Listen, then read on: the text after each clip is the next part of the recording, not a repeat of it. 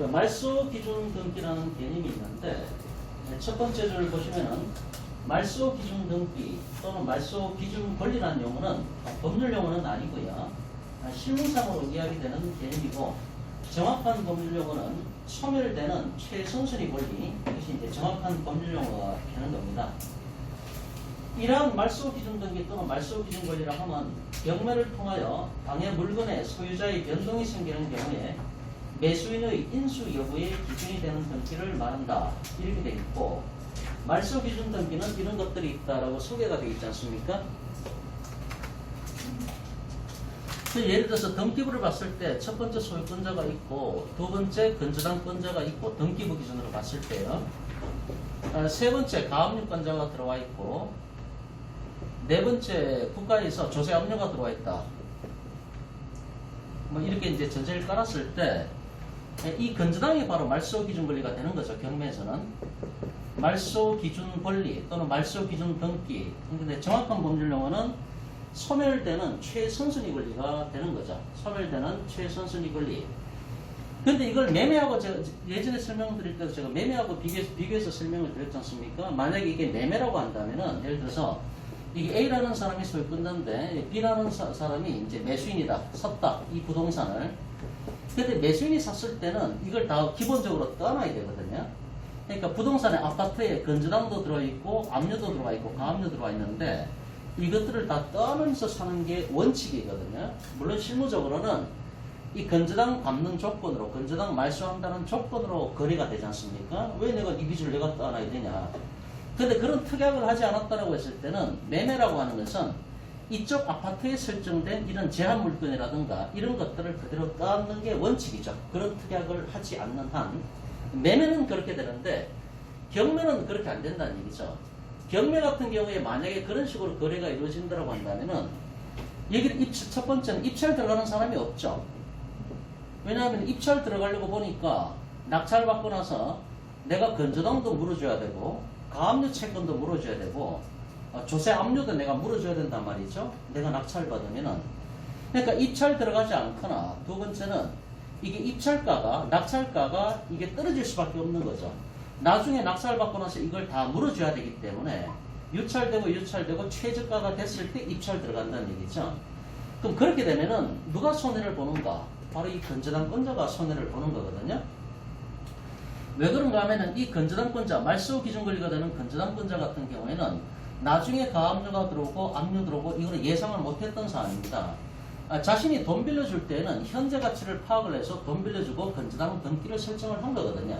나중에 이런 게 들어오리라고는 꿈에도 상상을 못한 거죠. 근데 만약에 이런 식으로 낙찰 받았는데 매매하고 똑같이 이런 것들을 낙찰자가 다 떠나야 된다고 한다면은 낙찰가는 떨어질 수밖에 없는 거죠. 그럼 낙찰가가 떨어지게 되면은 이 건저당권자는 손해를 본다는 얘기죠. 왜냐하면은 유찰되고 해서 최저가에 낙찰 받아버리면은 이 건저당권자는 자기가 빌려준 돈조차도 100% 못 받을 수가 있거든요. 낙찰가가 많이 떨어져 있으니까. 그러니까 경매에서는 말소 기준 권리라는 논리를 갖다가 민사집행법에 정해가지고 이 건저당이 지워지고 그 밑에 있는 것들 다 지워지는 게 기본적으로 경매의 논리라는 거죠. 그래서 말소가 되는데 전부 말소가 되는데 말소되는 것들 중에서 기준이 되는 권리 그게 이제 말소 기준 권리라는 개념이 되는 거죠. 그 프린터블에 보면은 말소 기준 권리가 종목분들은 다 암기하셨죠, 그죠? 건, 저, 가, 압, 담, 그 다음에 경, 플러스 전세권은 예외적으로 세 가지 조건이 갖춰져야 된다고 말씀을 드렸고요.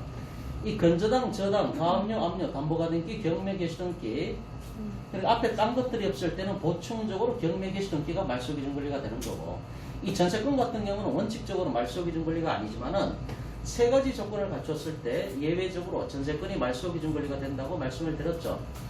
이런 것들은 다 돈 받고 지어지는 것들입니다. 돈 달라는 것들이죠. 건저당 돈 빌려준 거 받아야 되죠. 저당도 마찬가지고 가압류 채권 같은 경우도 좀 돈 빌려준 거 있는데 안 갚으니까 가압류 들어갔잖아요. 조세 압류 마찬가지고 세금 안 내니까 담보가등기 오전 시간에 제가 아까 잠깐 설명을 드렸잖아요. 돈 빌려주고 나서 담보를 잡은 거거든요. 담보가등기. 근데 이런 것들이 없다면은 2차적이고 보충적으로 경매 개시등기가 말소 기준 권리가 되는 거죠. 그래서 말소 기준 권리는 원칙적으로 6가지인데 전세권 같은 경우는 원칙적으로 돈 달라는 권리는 아니죠. 용익 물건이니까. 내가 정해진 2년 동안에 내가 사용 수익하겠다는 거지 돈 달라는 게 아니잖아요. 근데 이 전세권이 돈 달라는 권리의 성격을 갖고 있다라고 한다면 이것도 돈 받고 나가는 거니까 이것도 그때는 예외적으로 말소기준 권리가 될 수가 있다는 얘기죠. 어떤 조건이었습니까? 기억나십니까? 첫 번째는 집합 건물에 전세권 들어갔을 때 이걸 다른 말로 뭐라 그럽니까? 전부 전세라고 얘기를 하죠. 그죠? 두 번째, 이게 선순위가 돼야 됩니다. 선순위. 맨 앞에 나와 있어야 되는 거죠. 세 번째는 이 전세권자가 전세권에 의해서 임의경매 신청을 하거나 또는 배당 요구를 해야 됩니다. 이때 배당 요구라는 얘기는 전세권에 의해서 직접 배당 요구한다 이 뜻입니다. 근데 이런 조건이 갖춰졌을 때 이게 말소기준 권리가 되고 이 말소기준 권리는 날아가는 거고 그 밑으로 다 소멸된다는 얘기죠. 여기 이제 경매의 기본 논리가 되지 않습니까? 프레임을 보시면요. 그래서 말소기준 권리가 있는데 1번에 건저당 저당, 그래서 2번에 가압류 압류, 그 다음에 세 번째 담보가등기, 그 다음에 네 번째 경매 개시등기, 그 다음에 다섯 번째 전세권의 일부라고 제가 적어놨는데 이 전세권의 일부라는 얘기가 전세권은 두 가지로 나눌 수가 있죠. 전부 전세권하고 일부 전세권 이렇게 나눌 수가 있지 않습니까? 아파트 같은 집합 건물에 들어갔을 때는 구분 소유권의 대상이 되는 거니까 전부 전세권이 되는 거고 아파트가 아니라 단독주택이나 다가구주택에 대해서 그 일부의 전세에 들어갔을 때는 그걸 일부 전세라고 얘기를 하죠. 그래서 전세권 전부 다가 아니라 전세권 두 가지 중에서 그 일부분에만 가로안에 보시면은 전세권은 1번 집합건물 전세권 다른 말로 전부 전세 2번 선순위 걸려야 되고 3번에 전세권자가 임의경매 신청을 하거나 배당 요구를 했을 때 이랬을 때는 이 전세권도 예외적으로 말소 기준 권리가 될 수가 있다 이런 얘기입니다. 자, 위와 같은 말소 기준 권리를 기준으로 하여 이에 앞서오는 물건은 모두 매수인은 여기서 낙찰자를 얘기하는 겁니다. 대법원 판례에 따르면 이 경매 법률 관계라고 하는 것은 매매하고 똑같이 보고 있습니다. 대법원 판례를 보면은 경매는 매매의 일종이다 이렇게 표현을 하고 있습니다. 그래서 낙찰자라고 표현하지 않고 매수인이라고 표현을 하고 있는 이유가 대법원 판례가 경매도 매매의 일종으로 보고 있기 때문에 이렇게 표현하고 있는 거죠. 그래서 이제 모두 낙찰자인 매수인이 인수하게 되며 이보다 후순위 권리는 매각으로 인하여 소멸하게 되는 것이다. 다만 전세권의 경우에는 원칙적으로 말소기준 등기가 아니지만은 전부 전세권자가 그러니까 아파트 같은 집합 건물에 들어가야 되는 거죠. 전부 전세권자가 배당 요구를 한 경우에 하나여 말소기준 권리가 될 수 있음을 주의하여야 한다. 이렇게 되어 있고요. 자, 밑에 건 개인적으로 읽어보시면 되는 거고요. 그래서 결론적으로 지금 이걸 알아야만 저희가 이번에 이제 세 가지잖아요. 지분 경매하고 유치권 경매, 그 다음에 이제 법정지상권 경매. 제가 7번 잡아놨는데 7번 가지고 사실 부족해요. 한 2배수는 해야 돼요. 원칙적으로는 한 7, 24니까 한 14번 정도를 해야 특수경매가 다 끝나거든요. 근데 뭐 무작정 그렇게 할 수도 없는 얘기고요. 그래서 7번 잡아놨는데 7번을 해도 부족해요. 사실은 2타임씩 해도 부족해요. 사실은 어쨌든 좀 요약해서 기본적으로 알아야 될 것만 저희들이 할 겁니다. 7회, 7회차 중에. 근데 일단 말소기준 권리를 모르면은 그 다음 진도를 못 나가잖아요. 그러니까 종합분들은 석 달 동안 강의를 들으셨기 때문에 뭐 다 하시는 거지만 복습서만 들으시고 혹시 저희 이제 블루문 직원분들 중에서 조금 이제 경매 공부를 안 하신 분들도 있을 수가 있기 때문에 이 말소기준 권리 개념을 알고 들어가야 된다는 얘기죠. 법적인 근거는 뭐냐? 민사집행법에 나와 있습니다. 그래서 다음 시간에는 민사집행법 법정원을 발췌해서 제가 드릴 텐데요. 거기 다 나와 있습니다. 정리해 보면은 말소 기준 권리라는 것은 이게 건저당이죠. 그러니까 일단 이걸 좀 암기하실 필요가 있습니다. 건저당, 저당, 가압류, 압류, 담보가등기, 경매기, 개시등기, 전세권은 세 가지 조건이 충족돼야 되는 거고 이런 것들은 공통점이 뭔가 하면 돈 받고 소멸되는 권리입니다. 돈 받고 나가는 권리라는 얘기죠. 그래서 이제 말소가 되는 거니까 말소되는 이런 것들 중에서 맨 1순위를 갖다가 말소 기준이 되는 거니까 말소 기준 권리라고 얘기를 하는 거죠. 등기부에 보면은 경매가 끝나고 나면요. 경매 개시등기도 등기부에 기재가 되잖아요. 임의경매가 됐든 강제경매가 됐든 경매가 끝나고 나면은 등기공무원이 다 직권 말소하잖아요. 돈 받고 떨어져 나가는 것들은 등기공무원이 등기부에서 직권으로 다 소멸시키지 않습니까? 그렇게 소멸되는 것들입니다. 소멸되는 것들 중에서 맨 첫 1순위로 소멸되는 걸 갖고 말소 기준 권리라고 얘기를 한다는 거죠. 나중에 이제 등기부 볼 기회가 있으면 말씀을 드릴 텐데요. 이게 이제 말소 기준 권리 개념이 되는 거죠. 이걸 잡고 들어가야 됩니다. 그 다음에 바로 경매 사건 정보지 바로 보시겠습니다. 이거 하나 나눠드렸죠. 못 받으신 분 받으시고요.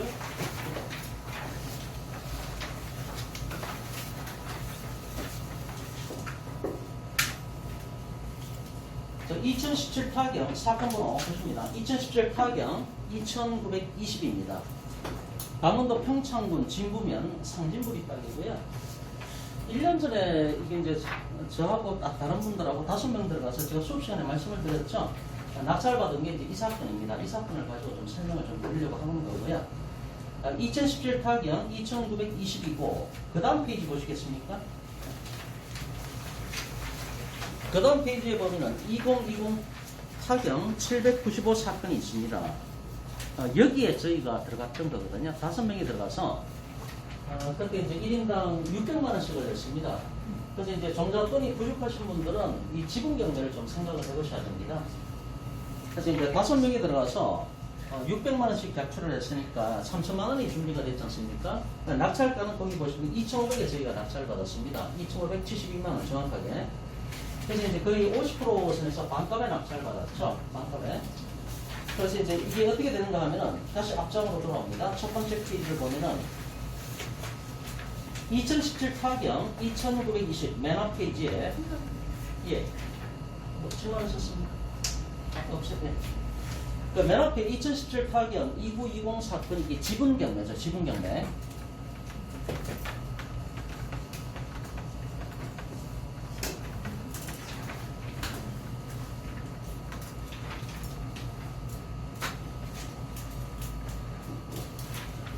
보통 이제 돈 버는 방식이 지분 경매를 먼저 들어갑니다. 지분 경매. 그러면 지분을 낙찰받고 나서 그럼 내가 지분권자가 됐잖아요. 만약에 50대 50인데 50%의 지분이 경매로 나왔다. 내가 그걸 헐값에 낙찰받았다는 얘기죠. 그럼 나하고 그 사람하고 공유 관계가 되지 않습니까? 그럼 그 다음에 나오는 게 뭡니까? 공유물 분할 청구에 들어가는 거죠. 그런 식으로 이제 시스템적으로 되어 있는데 처음에 지분 경매에서 이것이 공유물 분할 경매로 넘어가는 거죠. 공유물 분할 경매. 그럼 예를 들어서 아파트가 있는데 아파트를 A하고 B라는 사람이 둘이 공유 관계였죠. 50대 50입니다. 50% 지분을 갖고 있습니다. 이 지분을 갖고 있는 상태인데 A라는 남편이 은행 가서 돈을 빌린다는 얘기죠. 이 지분을 담보로 맡기고 지분은 담보로 맡길 수가 있습니다. 지분은. 그러니까 이거 다 아시죠? 부동산의 일부에 대해서 용익물건 설정이 가능한가? 담보물건 설정이 가능한가? 부동산의 일부에 대해서 용익물건 설정이 가능하고요. 담보물건 설정은 안 되잖아요.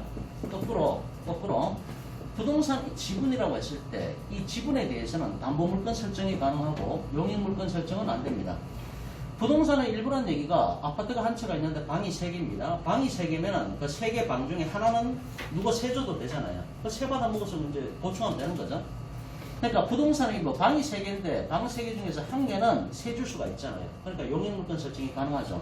하지만 거기에는 담보물건 설정은 안 됩니다. 왜 안 되는가 하면은 문제가 생겼을 때 담보물건이라는 얘기는 돈을 빌려주고 담보를 잡았다는 얘기인데 만기 때 돈을 갚지 못하면은 그 담보로 잡은 부분을 갖다가 경매 처분을 해야 되는 판인데 경매 처분을 하려면 독립된 구분 등기의 대상이 돼야만 그걸 담보로 잡아서 경매로 넘길 수가 있거든요.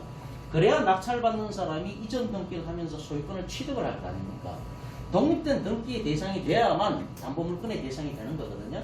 근데 방 3개 중에 한 개를 갖다가 자를 수가 없잖아요. 자를 수가 없으니까 이걸 경매로 붙일 수도 없고 경매로 붙인다 하더라도 낙찰받는 사람이 나중에 이전 등기를 해갈 수가 없잖아요. 어떻게 잘라서 이전 등기를 해갑니까? 그렇기 때문에 부동산의 일부에 대해서는 용익물건은 가능하고 담보물건 설정은 안 됩니다. 그런데 거꾸로 부동산의 지분에 대해서는 용익물건 설정은 안 되고요. 담보물건 설정은 가능한 거죠. 지금 이 경우죠. 남편이 50%의 아파트에 대해서 50%의 지분을 갖고 있는데 돈을 좀 빌려야 되는 거니까 은행에 가서 이게 저당권을 설정을 했다는 얘기입니다. 부동산의 일부 지분에 대해서는 저당권 설정이 가능한 거니까. 그럼 여기서 이제 은행이 저당권을 설정, 건저당이죠, 보통. 지금은 뭐 100% 건저당이죠. 저당권하고 건저당의 차이점은 아시죠? 중개하시는 분들 뭐 다 아시는 거니까. 근데 만기 때 돈을 안 갚으면 이 저당권자가 이걸 경매 집어넣어버리죠. 무슨 경매입니까?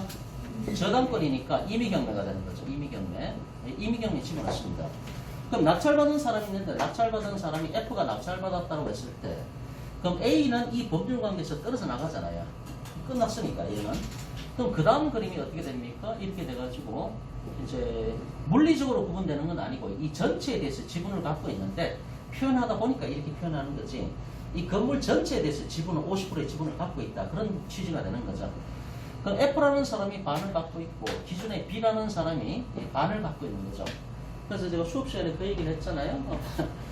남자가 만약에 낙찰받았는데 이 사람이 와이프라고 한다면은 50% 낙찰받고 나서 이제 보따리 싼다는 얘기죠. 칫솔도 챙기고 속옷도 챙기고 그 다음에 뭐 칫솔, 수건도 챙기고 이렇게 해가지고 뭐 이제 여러 가지 챙긴 다음에 이제 초인종을 누른다 그랬잖아요. 초인종 눌러가지고 와이프 되시는 분이 나오면 뭐라 그럽니까? 반은 내 거니까 같이 살자. 이제 이렇게 이제 농담삼아 이제 들어간다는 얘기죠. 근데 이 사람이 이 A라는 사람이 돈을 못 갚아서 이렇게 되는 경우도 있고요. 근데 둘이가 사이가 나쁘잖아요. 일부러 이러는 경우도 좀 많이 봤습니다. 엿먹으라고 와이프 엿먹으라고 일부러 자기 지분에 대해서 저당권 설정하고 안 갚아요. 일부러 안 갚아요. 능력이 안 되는 게 아니라 일부러 안 갚으면 어쨌든 은행에서는 임의경매 지불할 수밖에 없는 거고 제3자가 낙찰을 받는 거죠. 그럼 여기서 이제 지분경매에 들어갔을 때에는 이 B라는 사람이 뭘 해야 됩니까? 공유자 우선 매수를 들어갔어야 되는데 공유자 우선 매수 신청권을 행사해야 되지 않습니까? 이 공유자 우선 매수 신청권이라는 얘기는 경매 일부 지분이 경매로 넘어갔을 때 남은 지분권자가 만약에 이제 낙찰받았다. 낙찰받았을 때는 법원에 가가지고 법원에서 땅땅땅 하시는 분이 그 다음에 묻잖아요. 신홍식이라는 사람이 낙찰받았다 그러면은 그 다음에 마이크를 잡고 바로 얘기를 하잖아요. 공유자 우선 매수 신청하시겠습니까? 이렇게 얘기를 하잖아요.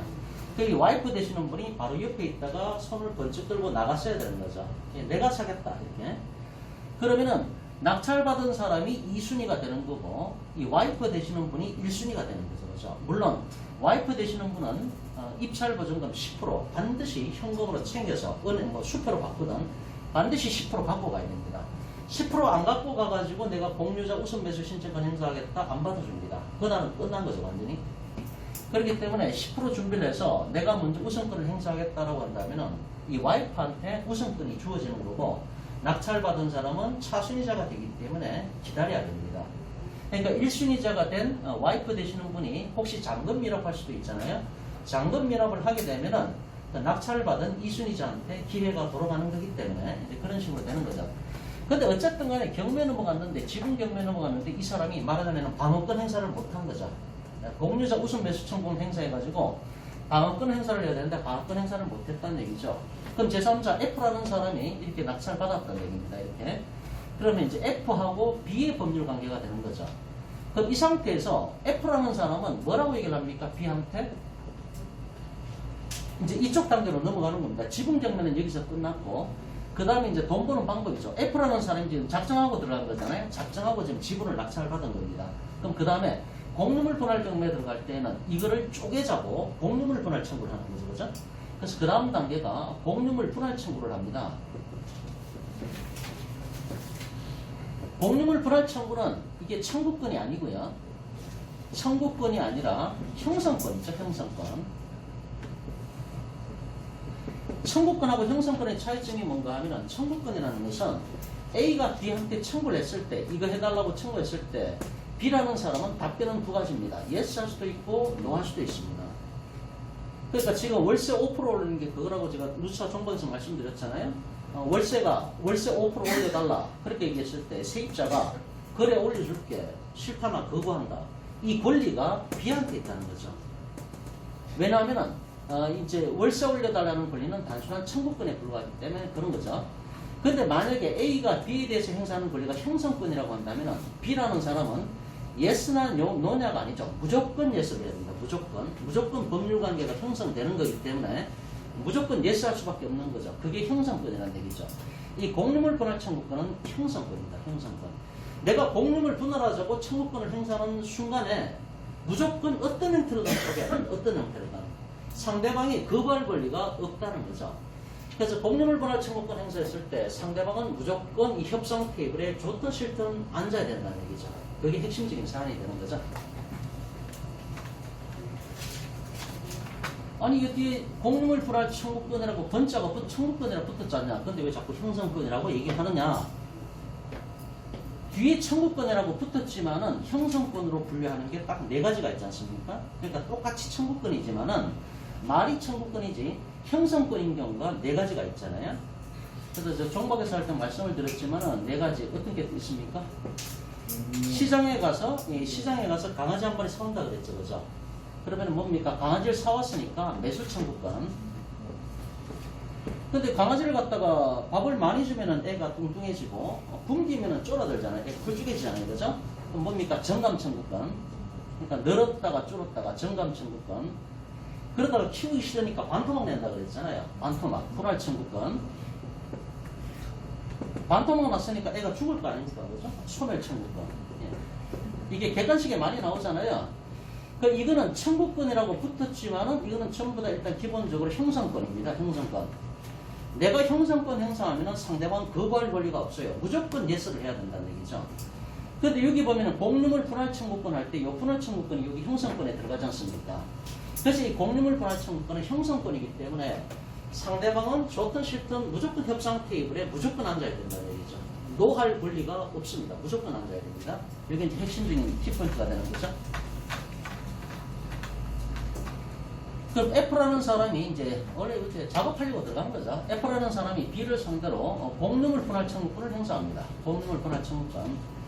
그러면 B라는 사람은 좋든 싫든 협상 테이블에 무조건 앉아야 됩니다. 만약에 5명이 있는데 5분의 1이 지분 경매로 나왔다. 내가 그거 낙찰받았다. 그럼 나는 5분의 1에 해당하는 20%밖에 갖고 있는 게 아니잖아요. 그래도 내가 나머지 사람들 B, C, D를 상대로 나머지 4명을 상대로 공유물 분할 청구권 행사해버리면 나머지 4사람은 좋든 싫든 무조건 협상 테이블에 나와야 됩니다. 좋든 싫든. 예. 그러면 협상 테이블에 나오면 순서가 이렇게 되는 거죠. 첫 번째는 협의죠, 협의. 자, 공유물을 분할해야 되는데 원칙이 뭡니까? 협의 분할이죠, 협의 분할. 협의가 됩니까? 협의가 안 되잖아요. 감정 싸움 벌어져가지고 뭐 갑자기 네가 누군데 들어와가지고 지금 아파트 쪼개자 그러고 협의가 안 되잖아요. 그 협의 분할이 원칙인데 협의 분할이 안 되니까 두 번째 어디로 갑니까? 법원으로 가는 거죠. 재판상 분할이죠. 재판상 분할 가는데 처음에는 이 판사님이 조정을 하지 않습니까? 둘 다 불러요. 다 불러갖고 적당선에서 합의 봐라 이렇게 얘기를 하는데 뭐 합의가 됩니까? 합의가 안 되죠. 합의가 안 되니까 이 판사가 뭐라 그럽니까? 그러면은 경매 붙여라. 경매 붙여서 낙찰가가 들어오면은 그거를 지분 비율에 맞게 나눠 가지라 이렇게 되는 거죠. 이게 이제 공유물 분할 경매가 되는 거죠. 기본적인 스토리는 이렇게 됩니다. 그래서 나중에는 결과적으로 법원으로 가야 되는 거고 법원에서 판사가 경매 붙여라 이렇게 판결 때린다는 얘기죠. 여기에 불복하면은 2심으로 올라가고 3심으로 올라갈 수도 있는데 공유물 분할 경매 같은 경우는 대부분 1심에서 경매 붙여서 가져가세요 이렇게 나옵니다. 그래서 이제 기본적인 스토리는 이렇게 되는 거죠. 그래서 지분 경매로 낙찰을 받고 나서 그 다음에 그 지분을 내가 갖고 있으니까 다른 지분권자를 상대로 공유물 분할 청구를 합니다. 그런데 협의 분할이 안 되니까 재판상 분할로 가는 거고 재판상 분할로 가면은 조정이 안 되니까 그러면 공유물 분할 경매를 해서 낙찰가가 들어오면은 그거를 각자의 지분 비율에 따라서 나눠 가지십시오 이렇게 되는 거죠. 이 지분 경매 같은 경우는 이 지분만 나오는 겁니다. 지분만. 근데 공유물 분할 경매는 지분이 나오는 게 아니라 이 건물 전체가 통으로 나오는 겁니다. 그게 나눠지는 겁니다. 공유물 분할 경매는 그 아파트 전체가 통으로 나오는 거예요. 낙찰받는 사람도 그 전체를 낙찰받는 겁니다. 그럼 낙찰대금을 완납을 그 낙찰대금을 갖고 이 공유자들이 n분의 1로 나눠 갖게 된다는 얘기죠. 그리고 지분 경매 같은 경우는 타방 지분권자가 공유자 우선 매수 청구권이라는 특별한 권리를 우선권을 갖고 있죠. 그죠? 근데 여기는 그런 권리 없습니다. 구분하실 게 지분 경매는 공유자 우선 매수 청구를 행사할 수가 있는데 공유물 분할 경매는 그런 권리가 없다는 겁니다. 그게 차이점이 되는 거죠.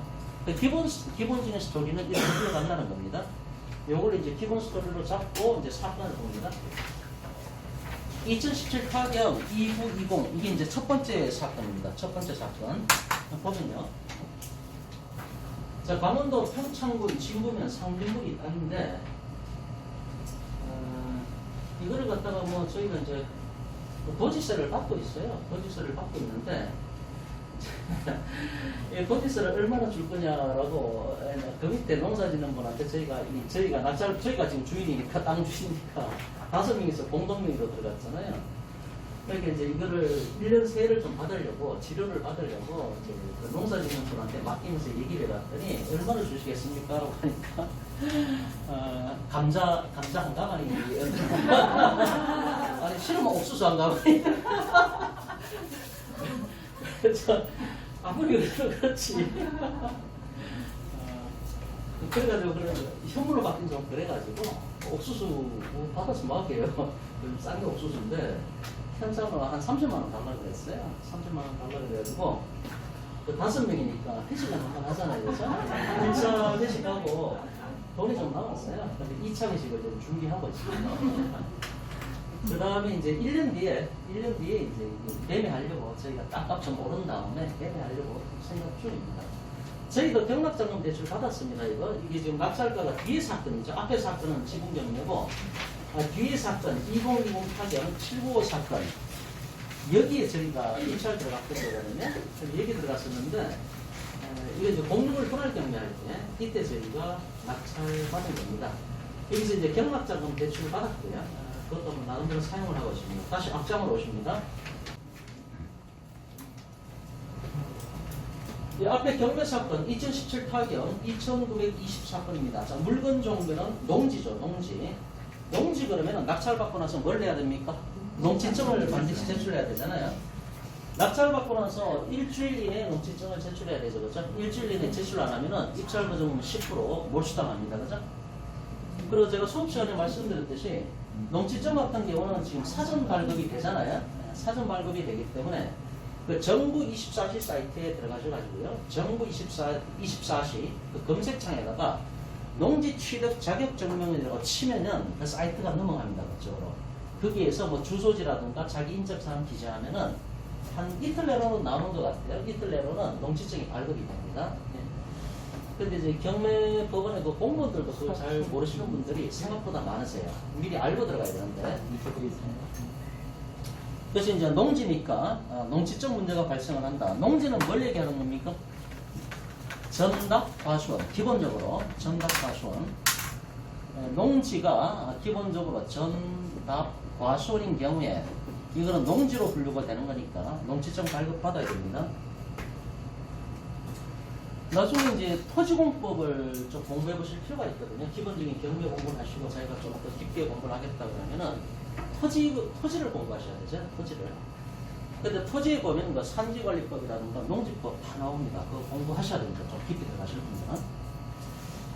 자, 다시 보면 그래서 이제 농지고 농지 토지 면적은 전체가 600제곱미터 한 180평 정도가 되죠.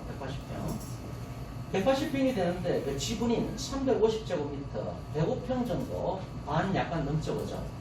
여기 이제 50대 50은 아니고 한 60 정도 되겠네요. 그죠? 60대 40 정도가 되는데 60% 정도가 경매로 나온 거죠, 지금. 그래서 매각 물건 밑에 보시면 빨간 글씨로 토지 지분을 매각한다. 이렇게 돼 있고요. 사건명은 이미 경매가 됐고.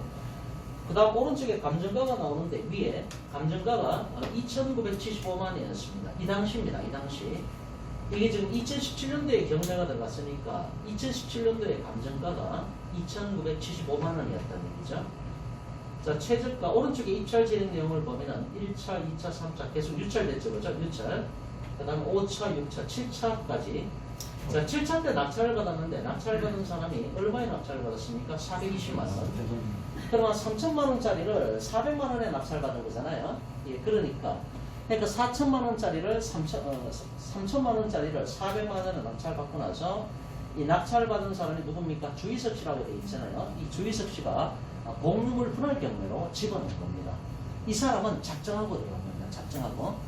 그럼 여기서 주희석 씨가 이게 60대 40 정도라고 봐야 되는데 이게 60대 40 정도라고 봐야 되는데 이 60이 지분 경매로 나왔죠.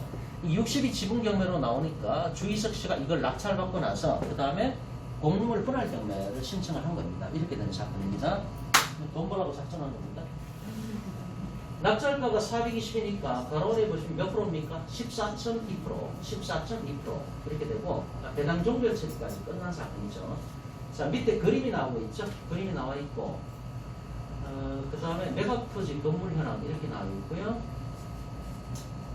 임차인 현황이 밑에 나와 있고 토지 등기부 맨 밑에 등기부를 보십니다. 토지 등기부에 보면은 1번에 보니까 2006년 5월 30일에 소유권 일부 이전 전정관 이렇게 돼 있고 등기부 2번에 보니까 뭐 이효천 씨 앞으로 또 이전이 됐고요. 지분이 이전된 거죠. 복잡합니다. 어쨌든 간에. 그 다음에 3번에 보니까 갑부 1번 전정관 지분 전부에 대해서 건전한 등기가 들어갔죠. 이게 이경출입니다.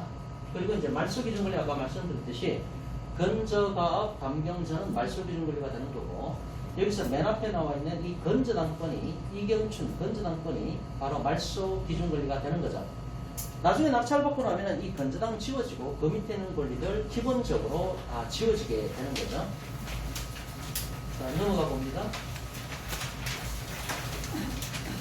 그 다음 페이지에 보니까 맨 위에 5번에 보니까 2007년 1월 11일에 가처분이 들어갔죠. 가처분. 장지원 가처분이 들어갔습니다. 소유권 이전 등기 청구권에 대해서 가처분이 들어간 거죠. 6번에 보니까 소유권 이전 매매 장지원 이렇게 돼 있고 7번에 보니까 이경춘 씨가 소유권 일부에 대해서 임의경매를 집어넣은 그런 사건이 되는 겁니다. 그 밑에 주의사항을 보면 손가락 화살표에 농지취득 자격 증명이 필요하고 미제출 시에는 보증금이 몰수당한다 이렇게 명시해놨죠, 그죠? 이렇게 된 사건입니다. 헷갈리죠, 그죠? 원래 이제 등기부를 딱 보고 얘기를 해야 되는데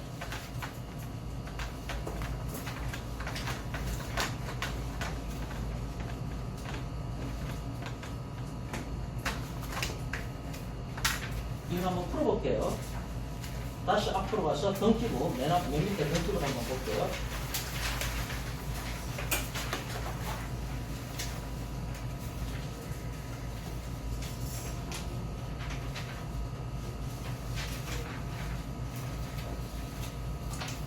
자, 맨 앞 페이지 보고 있습니다. 맨 첫 페이지에 맨 밑에 토지 등기부를 보고 있습니다. 이게 저번에도 제가 보니까 이게 좀 명확하게 안 나와 있고 등기부를 봐야 명확하게 되더라고요. 그래서 어디를 보시는가 하면요. 한 3장 정도 넘기시면 등기부가 나옵니다. 그걸 보고 하는 게 더 빠를 것 같습니다. 3장 정도 넘기면은 등기부가 나오죠. 등기부가. 등기부 1페이지가 나옵니다. 갑부란을 보십니다. 갑부란. 자, 갑부란의 1번을 보면은 소유권 일부 이전 나와있죠. 소유권 일부 이전 등기 원인은 매매입니다. 매매로 샀다는 얘기죠. 공유자가 지분이 3838분의 2239 전정관 씨가 됩니다. 그러면은 이 토지인데 이 토지에 대해서 한 60% 정도 되는 것 같아요. 지금 보니까 한 60대 40 정도가 되겠죠. 근데 이게 누구 소유입니까? 전정관 씨가 매매로 취득을 했다는 얘기입니다. 그럼 60%는 전정관 씨가 매매로 이전 등기를 한 겁니다. 일단 됐고요. 그 다음에 등기부 2번을 보니까 전 1번 황혜영 지분이 전부 이전됐는데 공유자가 오른쪽에 보시면은 이효천 씨가 매매로 취득을 했다라고 되어 있습니다. 그래서 이게 이제 이효천 씨가 되겠죠. 그죠? 40번 이효천 씨가 이제 매매로 샀다. 그렇게 분석이 됩니다. 그 다음에 등기부 3번, 밑에 3번을 보니까 공유자 전원의 지분이 전부 이전됐는데 중간에 보면은 등기 원인이 공유물 분할로 돼 있죠. 그죠? 공유물 분할로 돼 있고 누구한테 갔습니까? 전정관 씨한테 갔죠. 처음에는 6대4로 전정관 씨가 60%, 이효천 씨가 40%인데 두 사람이 공유자니까 두 사람이 이제 공유물 분할 협의를 한 겁니다. 공유물 분할 협의. 왜 저희가 상속받으면 아버님 돌아가시면 자식들 모여서 상속재산 분할 협의하잖아요. 똑같습니다. 이 공유자가 두 사람인데 한쪽으로 몰아주기로 공유물 분할 협의를 한 겁니다. 그래서 결과적으로 등기부 3번에 보면은 공유자 전원의 지분이 전부 이전됐는데 누구한테 몰아주기로 했습니까? 전정관 씨한테 몰아줬잖아요. 등기 원인이 공유물 분할이 됐지 않습니까? 그럼 이게 전체가 전정관 씨라고 일단 봐야 되죠. 전정관 씨가 지금 이제 단독 소유가 된 겁니다. 결과적으로 몰아주게 해가지고. 3-1번은 주소 바뀐 거고요. 4번에 보니까 가처분 들어갔죠. 가처분. 가처분이 뭔가 하면은 피보전 권리가 소유권 이전 등기 청구권입니다. 그러면 등기 순서가 지나간 거 다 지워버리고요. 첫 번째 소유자가 전정관 씨였죠. 100% 갖고 있는 거죠. 이 사람이. 전정관시가 100% 갖고 있는 거고 원래. 두 번째 등기부 2번에 보니까 지금 가처분이 들어갔습니다. 가처분. 수업 시간에 종박에서 할 때도 가처분에 대해서 설명을 좀 많이 드렸지 않습니까?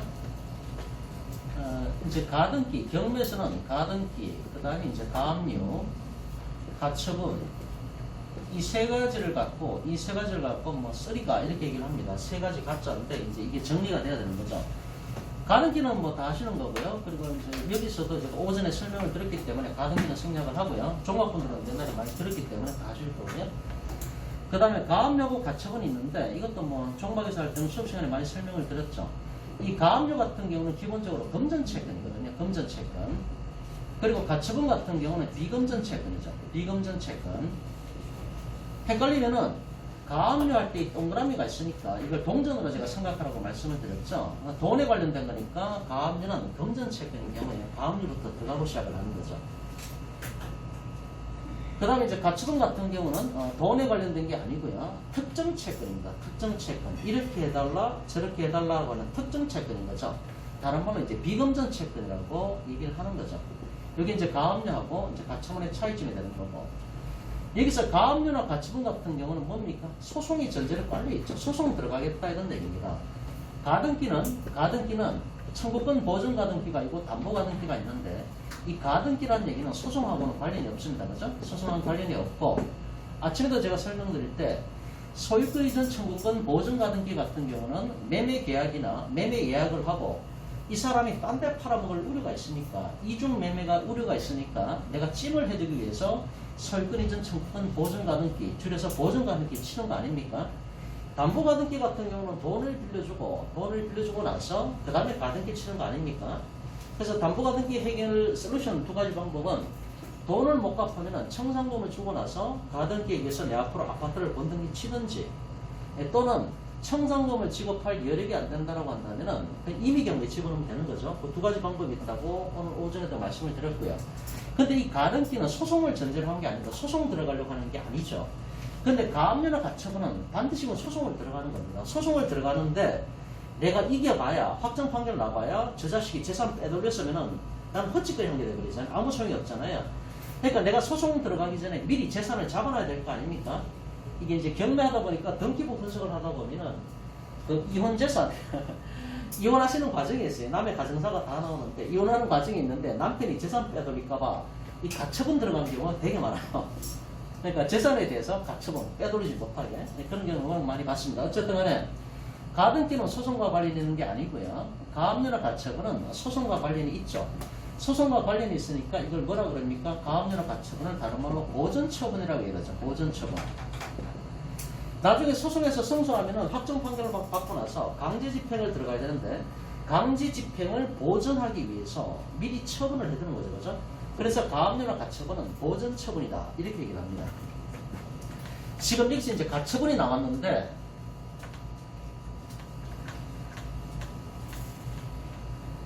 가처분은 이거죠. 말소 기준 권리가 있고요. 말소 기준 권리가 있고 그럼 건전항이 있다. 이제 선순위 말소 기준 권리보다 선순위 가처분이 있을 수가 있고 후순위 가처분이 있을 수가 있거든요. 이 사건이 아니라 그 다음 사건 공물 분할 경매 사건을 보면은 선순위 가처분이 걸려 있습니다. 이게 왜 유찰되냐 했는데 선순위 가처분이 있으니까 사람들이 입찰을 못 들어간 겁니다. 근데 저희 경매팀에서는 이걸 계속 보고 있었거든요. 계속 유찰되더라고요. 근데 이제 선순위 가처분은 원칙적으로 낙찰자가 인수를 해야 됩니다. 후순위 가처분 같은 경우는 낙찰자가 인수하는 게 아니죠. 원칙을 얘기하는 겁니다. 소멸되는 거죠. 근데 선순위 가처분은 말소 기준 권리보다 선순위 가처분은 낙찰자가 인수를 해야 되지만 원칙이죠. 예외적으로 인수하지 않는 것들이 있습니다. 마찬가지로 말소 기준 권리보다 후순위 가처분 같은 경우는 원칙적으로는 소멸하지만은 예외적으로 낙찰자가 인수를 해야 되는 가처분들이 있다는 얘기죠. 이걸 구분할 줄 알아야 됩니다. 그러면 말소 기준 권리보다 선순위 가처분은 당연히 낙찰자가 인수를 해야 되죠. 선순위니까. 그 원칙이죠. 하지만 예외적으로 신경 쓸 필요가 없는 거, 인수할 필요가 없는 게 있는데 이걸 갖고 뭐라고 얘기를 하는 거는 경매에서는 껍데기 가처분이라고 얘기합니다. 껍데기 가처분. 이게 뭐 정식 법률 용어도 아닌데 경매하시는 분들이 이렇게 이름을 붙였더라고요. 보니까. 그럼 선순위 가처분은 낙찰자가 인수하는 게 원칙인데 예외적으로 껍데기 가처분 같은 경우는 인수할 필요가 없다. 그럼 껍데기 가처분은 뭐냐? 말 그대로 껍데기만 남은 거야. 실속이 없다는 얘기죠. 뭔 말인가 하면은 이 가처분의 대상은 무제한입니다. 무제한. 어떤 것도 가처분의 소송의 대상이 된다고요. 무제한입니다. 무제한. 근데 그 가처분의 목적을 달성을 했다라고 한다면은 이 가처분 등기는 유명무실하잖아요. 껍데기가 됐다는 얘기입니다. 그래서 저희가 그 다음 사건에 저희가 입찰 들어간 게 이 가처분이 바로 이 껍데기 가처분이었습니다. 가처분의 목적이 있었는데 그 목적 달성을 얘네들이 했거든요. 근데 이제 일반인들은 그걸 모르죠. 선순위 가처분이 있으니까 저거를 내가 내가 낙찰을 받으면은 이건 선순위 가처분이니까 내가 저걸 인수를 해야 되는 거구나. 이렇게 생각을 하기 때문에 입찰 안 들어간 거죠. 그러니까 계속 유찰되더라고요. 그러니까 반값보다 더 떨어졌죠. 더 떨어졌는데 저희가 5명이 같이 하는 거다 보니까 확실하게 낙찰을 받아야 된다 싶어서 2,572만 원을 반값을 쓰는 거죠. 그렇죠? 그래서 말소 기준금보다 선순위 가처분은 원칙적으로 인수를 하는 게 원칙인데 예외적으로 가처분의 목적을 달성한 껍데기 가처분 같은 경우는 인수할 필요가 없다. 신경 쓸 필요가 없다. 낙찰 받고 나서요. 이거 말소 신청하면 됩니다. 그대로 지워지는 거기 때문에. 근데 저희도 나중에 아직도 저희가 말소를 안 했는데 나중에 저희가 말소를 하려고 그래요. 왜 말소를 해야 되는가 하면은 이제 등기부를 정확하게 보는 사람들은 이게 괜찮다는 걸 아는데 일반인들은 모르시거든요. 그 매매로 팔아야 되는데 등기부를 떼보니까 위에 가처분이 있으면 이거 안 살려고 그러거든요. 자기들 모르니까 이게 껍데기인데 껍데기만 남은 건데 그래도 실은 왠지 불안한 거예요. 모르는 사람들은. 그래서 이걸 팔아먹을 때는 이 선순위 가처분을 저희가 이제 지우고 팔려고 생각 중입니다. 어쨌든 말소 기준 권리보다 선순위 가처분은 원칙적으로 선순위니까 낙찰자가 인수를 해야 되는데 예외적으로 껍데기 가처분은 인수할 필요가 없고 걱정할 필요 없이 입찰 들어가도 된다. 이렇게 정리하시면 되는 거고요. 그 다음에 말소 기준 권리보다 후순위 가처분이 있죠. 말소 기준 권리보다 후순위 가처분은 후순위니까 원칙으로 소멸이다. 원칙은 소멸이죠. 근데 예외적으로 후순위 가처분임에도 불구하고 소멸되는 게 아니라 낙찰자가 인수를 해야 되는 것들이 있습니다. 이게 이제 골치 아픈 거죠. 이게. 어떤 것들이 있습니까? 경매 공부하신 분들 기억나십니까? 소유권 말소에 관련된 거예요. 소유권 말소에 관련된 것들. 두 번째는 어떤 것들이 있겠습니까? 예, 토지에 관련된 거 말씀하시는 거죠? 토지 소유권자 입장에서 이제 건물 소멸 청구한 거. 그걸 이제 원래 이렇게 하죠. 토지 인도 및 건물 철거 소송 및 건물 철거 가처분. 다시 읽어드리면은 땅 주인이 건물주를 상대로 지금 땅 주인은 딴 사람입니다. 땅 주인이 그걸 매매로 샀던 토지를 경매로 나와서 토지를 낙찰받았던 땅 주인은 따로 있습니다. 근데 그 위에 건물 있지 않습니까? 그럼 건물 소유권자를 상대로 왜 내 땅 위에 네 건물이 있냐 이렇게 나오는 거죠. 거기서 나오는 게 이제 법정 지상권의 문제가 되지 않습니까? 근데 그렇게 됐을 때 어쨌든 땅 주인이 건물주를 상대로 토지 인도 내 땅 내놔라. 왜 내 땅 위에 네 건물이 있냐. 토지 인도 소송 및 건물 헐어라. 왜 법적인 근거도 없이 법정 지상권도 성립 안 되는데 왜 내 땅 위에 네 건물이 있냐. 건물 철거하지 않습니까? 그래서 원래는 소송할 때 토지 인도 및 건물 철거 소송 이렇게 들어가는 거죠. 따라서 토지 인도 및 건물 철거 가처분을 걸어놨을 때 나중에 가처분권자가 승소한다면 이것도 소유권 말소도 마찬가지입니다. 소유권 말소 소송을 제기했다는 얘기죠. 그런데 나중에 이 소유권 말소를 제기한 사람이 나중에 승소한다라고 한다면 소유권이 이쪽으로 넘어가지 않습니까? 마찬가지로 땅 주인이 토지 인도 소송을 제기하든지 건물 철거 소송을 했는데 나중에 승소를 했다. 그럼 건물 헐어야 됩니다. 예, 그런 경우에는 이런 하나도 있는데 세 번째가 뭔가 하면은 이 건저당이 말소 기준 권리가 되는데 이 건저당이 그런데 이제 그러면은 낙찰자는 이걸 말소 기준 권리가 되는 건저당을 기준으로 낙찰받은 거죠. 그죠? 낙찰자가 발생을 한 거죠. 그죠? 낙찰자가 발생을 했는데 이 건저당에 대해서 말소 기준 권리가 되는 건저당, 말소 기준 권리가 되는 이 건저당에 대해서 건저당 소멸 가처분이 들어간 겁니다. 건저당 지워라 이거. 건저당 말소에 대해서 가처분을 들어갔다는 얘기죠. 건저당 말소 가처분. 그러면은 여기서 가처분을 들어갔다는 얘기는 소송 들어간다라고 똑같은 의미입니다. 미리 가처분을 걸어놓은 거죠. 꼼짝 못하게. 그럼 소유권 말소 같은 경우도 여기 이제 따라붙는 게 뭔가 하면은 진정명의 회복이란 말이 따라붙습니다. 원칙적으로. 진정명의 회복. 다시 설명을 드릴게요. 다르게 가처분을 들어가는데 가처분 들어가고 나서 거의 100% 이건 소송 들어간다라고 보시면 되는 거죠. 근데 소송 들어가기 전에 미리 재산을 잡아놔야 되기 때문에 미리 가처분을 걸고 시작을 하는 거죠. 가처분을 걸고 시작을 하는 건데 이 첫 번째, 두 번째, 세 번째 전부 다 공통점이 뭔가 하면은 진실된 소유권자를 보호를 해야 된다. 이게 입법 취지가 빨리 있는 겁니다. 아무리 이게 거래가 되고 매매가 되고 전전 유통됐다 하더라도 진실된 소유권자가 피해를 봐서는 안 된다는 법리가 여기 깔려 있는 겁니다. 진실된 소유권자. 이건 내 땅인데 내 명의로 등기가 되어 있었는데 내가 5년 동안 미국 유학을 갔다 오보니까 딴 놈이 채 갔어요. 등기 서류를 위조해가지고 지 앞으로 이전 등기 해놨다는 얘기죠. 그럼 나는 황당한 거 아닙니까? 5년 만에 대한민국에 들어오니까 땅 주인이 바뀌어 있다는 얘기잖아요. 그럼 내가 제기하는 게 뭡니까? 진정명의 회복. 그게 이제 진정명의입니다. 원래 내 거다. 진정명의 회복을 위한 소유권 말소 소송을 제기하기 전에 가처분을 걸고 시작을 한다고요. 재산 빼돌리면 안 되는 거니까.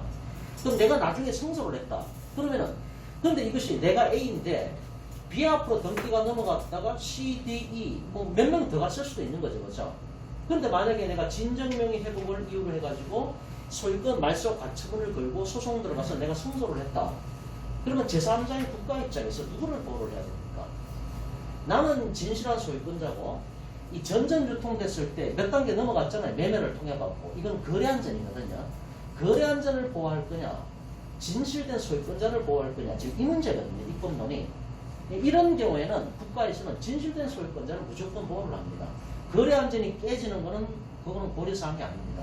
그러니까 비교 형량을 했을 때 진실된 소유권자를 보호하는 게 맞다는 취지가 되는 거거든요. 그래서 첫 번째, 진정명의 회복을 위한 소유권 말소 가처분을 걸고 소송 들어가서 가처분권자가 승소를 했다.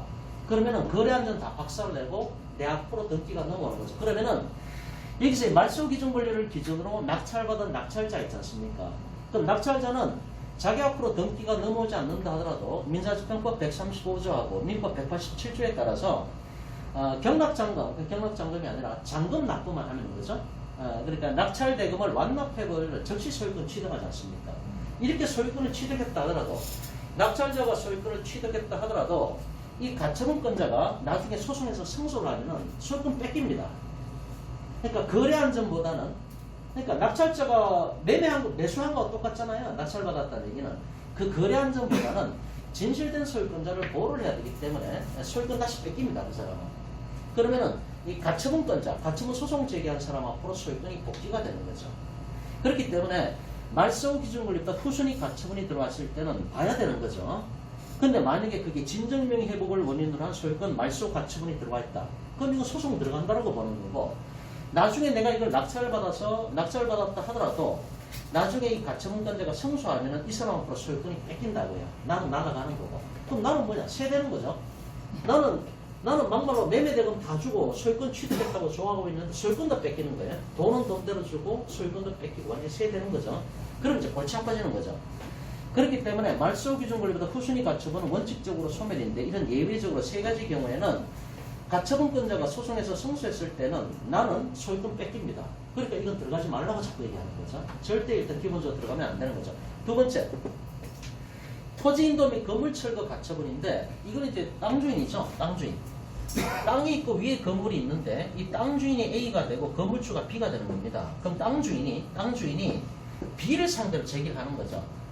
왜 내 땅 위에 법적 권한도 없이 왜 네 건물이 있냐 이렇게 나오는 겁니다. 그러니까 토지 내놔라. 토지인도 및 건물 헐어라. 건물 철거.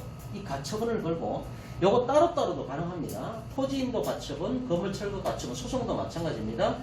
토지인도 소송, 건물 철거 소송 따로 가능하고요. 묶어서도 가능합니다.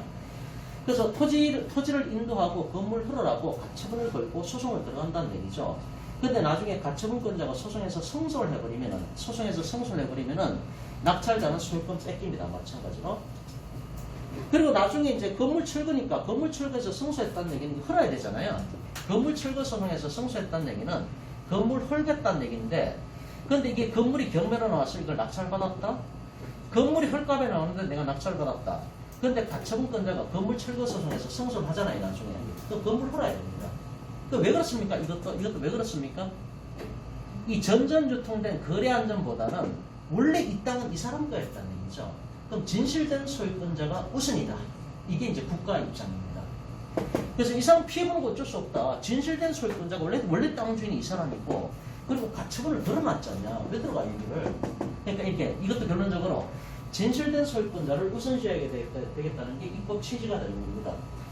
세 번째, 여기까지만 좀 쉬겠습니다. 세 번째는 뭔가 하면은, 이 말소 기준 권리가 되는 건저당이 있는데, 이 말소 기준 권리가 되는 건저당권자가, 건저당이 여러 개가 있을 수가 있잖아요. 근데 말소 기준 권리가 되는 건저당권자가 직접 경매를 집어넣습니다. 임의경매 집어넣었다. 직접 넣었죠, 임의경매를. 임의경매 집어넣었는데 이거를 누가 낙찰받았다는 얘기입니다. 낙찰 이렇게 받은 거죠. 근데 가처분에 어떤 가처분이 들어가 있는가 하면은, 이 말소 기준 권리 되는 이 건저당에 대해서 이 건저당 말소 가처분이 들어가 있었다는 얘기입니다. 그러니까 이 건저당 등기 자체가 잘못됐다라고 가처분권자가 지금 주장을 하는 거예요. 난 돈 빌려준 게 없다. 이게 서류가 위조가 돼가지고 내 부동산이 지금 건저당에 들어갔는데, 나는 저 사람한테 돈 빌려준 게 없는데 저 사람이 나한테 내 앞으로 지금 건저당이 들어와 있다. 내 아파트 명의로. 나는 돈 빌린 적이 없다니까. 이러면서 이 건저당 자체에 대해서 건저당 말소시켜달라고 가처분을 들어간 거예요. 돈 빌려준 적이 없는데 등기부에는 돈 빌려줬다라고 건저당권자가 지금 들어와 있다는 얘기죠. 내 아파트에. 황당한 거 아닙니까?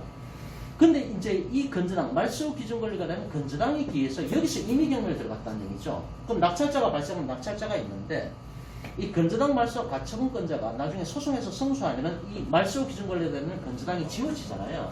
건저당 말소 가처분이잖아요. 말소시켜달라 이거 아닙니까? 그럼 말소시키는 거죠. 그러면 경매 절차가 전부 다 깨지는 거죠.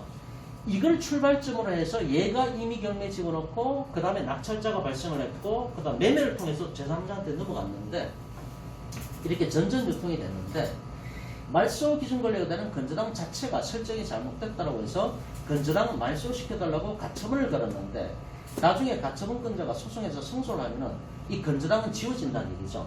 그러면 아무것도 없는 거를 출발점으로 해서 지금 전전유통이 된 거잖아요. 이거 다 보호를 못 받습니다, 이렇게. 그러니까 뭡니까? 이거 낙찰받았다 하더라도 나중에 낙찰받은 것 자체가, 근원 자체가 소멸됐기 때문에 나중에 소유권 뺏기고 거래 안전을 보호받지 못합니다. 그래서 이 세 가지는 기본적으로 알고 계셔야 됩니다. 가처분이 있고, 후순위 가처분, 말소 기준 권리니까 후순위 가처분은 원칙적으로 소멸되는 것인데, 예외적으로 이 세 가지는 입법 취지는 진실된 권리자를 보호를 해야 되기 때문에 거래 안전을 해야 한다 하더라도 진실된 권리자를 보호를 해야 되기 때문에 이런 것들은 낙찰자가 인수를 해야 된다, 이런 얘기입니다. 질문이 하나 있습니다. 예, 예. 건저당 말소 가처분 소송이 진행되고 있는 그 상황을 알아야 될 것 같은데. 가처분이 들어가 있지 않습니까? 아니, 가처분만 있다고 하더라도 예. 그게 소송이 뭐 이길지 질지에 대한 어떤 그런 거를 우리가 알 수 있는 방법이 있나요? 소송 결과가 나와야 알 수 있기 때문에 모르는 거죠. 그러니까 들어가지 말라는 어떻게 거죠. 뭐 추적할 수 있는 방법은 없나요? 그건 직접, 진행되고 있을 거예요. 그건 직접 이제 발로 찾아다녀야 되는 거죠. 이 건전한권자도 찾아가서 물어보든지 이해관계자를 찾아가서 물어보는 것밖에는 방법이 없죠. 공시되는 게 아니잖아요. 그러니까 들어가지 말라고 아예 얘기를 하는 거죠. 나중에 소송 결과가 만약에 가처분권자가 진다라고 한다면 아무 문제가 안 돼요. 낙찰자 입장에서는. 그러니까 낙찰자 입장에서는 가처분권자가 소송에서 지기만 당해야죠. 그런데 이런 경우에 나중에 가처분권자가 소송에서 승소를 했다, 나는 작살나는 겁니다. 그러니까 아예 들어가지 말라고 얘기를 하는 거죠, 기본적으로. 이게 괜히 하는 게 아니고요. 지금 다 연결되기 때문에 하는 거기 때문에 전제 지식으로 알고 가야 되거든요. 잠깐 쉬었다 가겠습니다. 법적인 가처분은 어떤 것이 있습니까? 좀 이따 설명드릴 겁니다. 낙찰받은 게 있으니까.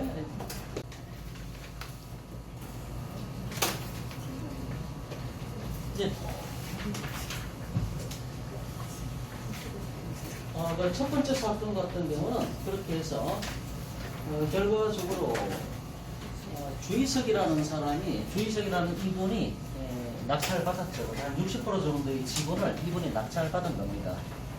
근데 이분이 낙찰받을 때 얼마에 아까 낙찰받았는가 하면 첫 번째 사건에서 한 420만 원에 낙찰받았습니다. 그럼 이분이 이제 보십시오. 이분이 이제 투자금이 420만 원이었죠. 쉽게 말하면은. 420만 원에 낙찰 받았습니다. 이제 나중에 이제 얼마를 버시는 걸 한번 보세요. 자, 이렇게 되고. 자, 두 번째 사건을 봅니다. 2020 타경 795 사건입니다. 795. 당연히 같은 사건이죠. 저희가 이제 이거 현장 낙찰을 갔었어요. 낙찰 받기 전에 5명이서 같이 가가지고 이제 거기 현지 일하시는 분들도 다 만나보고. 근데 이제 이게 한 200평 정도가 되는데 그 뒤에 산이거든요, 산. 근데 전기불을 떼보니까 골 때리는 게 그 기획부동산 있죠. 기획부동산에서 들어와가지고 뒷산을 갖다가 완벽하게 막 수십 개로 잘라놨고. 요즘에도 좀 그런 게 있나 봐요. 기획부동산 하시는 분들이. 자, 이제 두 번째 사건 795 2020 타경 795 사건입니다. 강원도 평창군. 자, 소재지 똑같죠? 물건 종류는 농지입니다.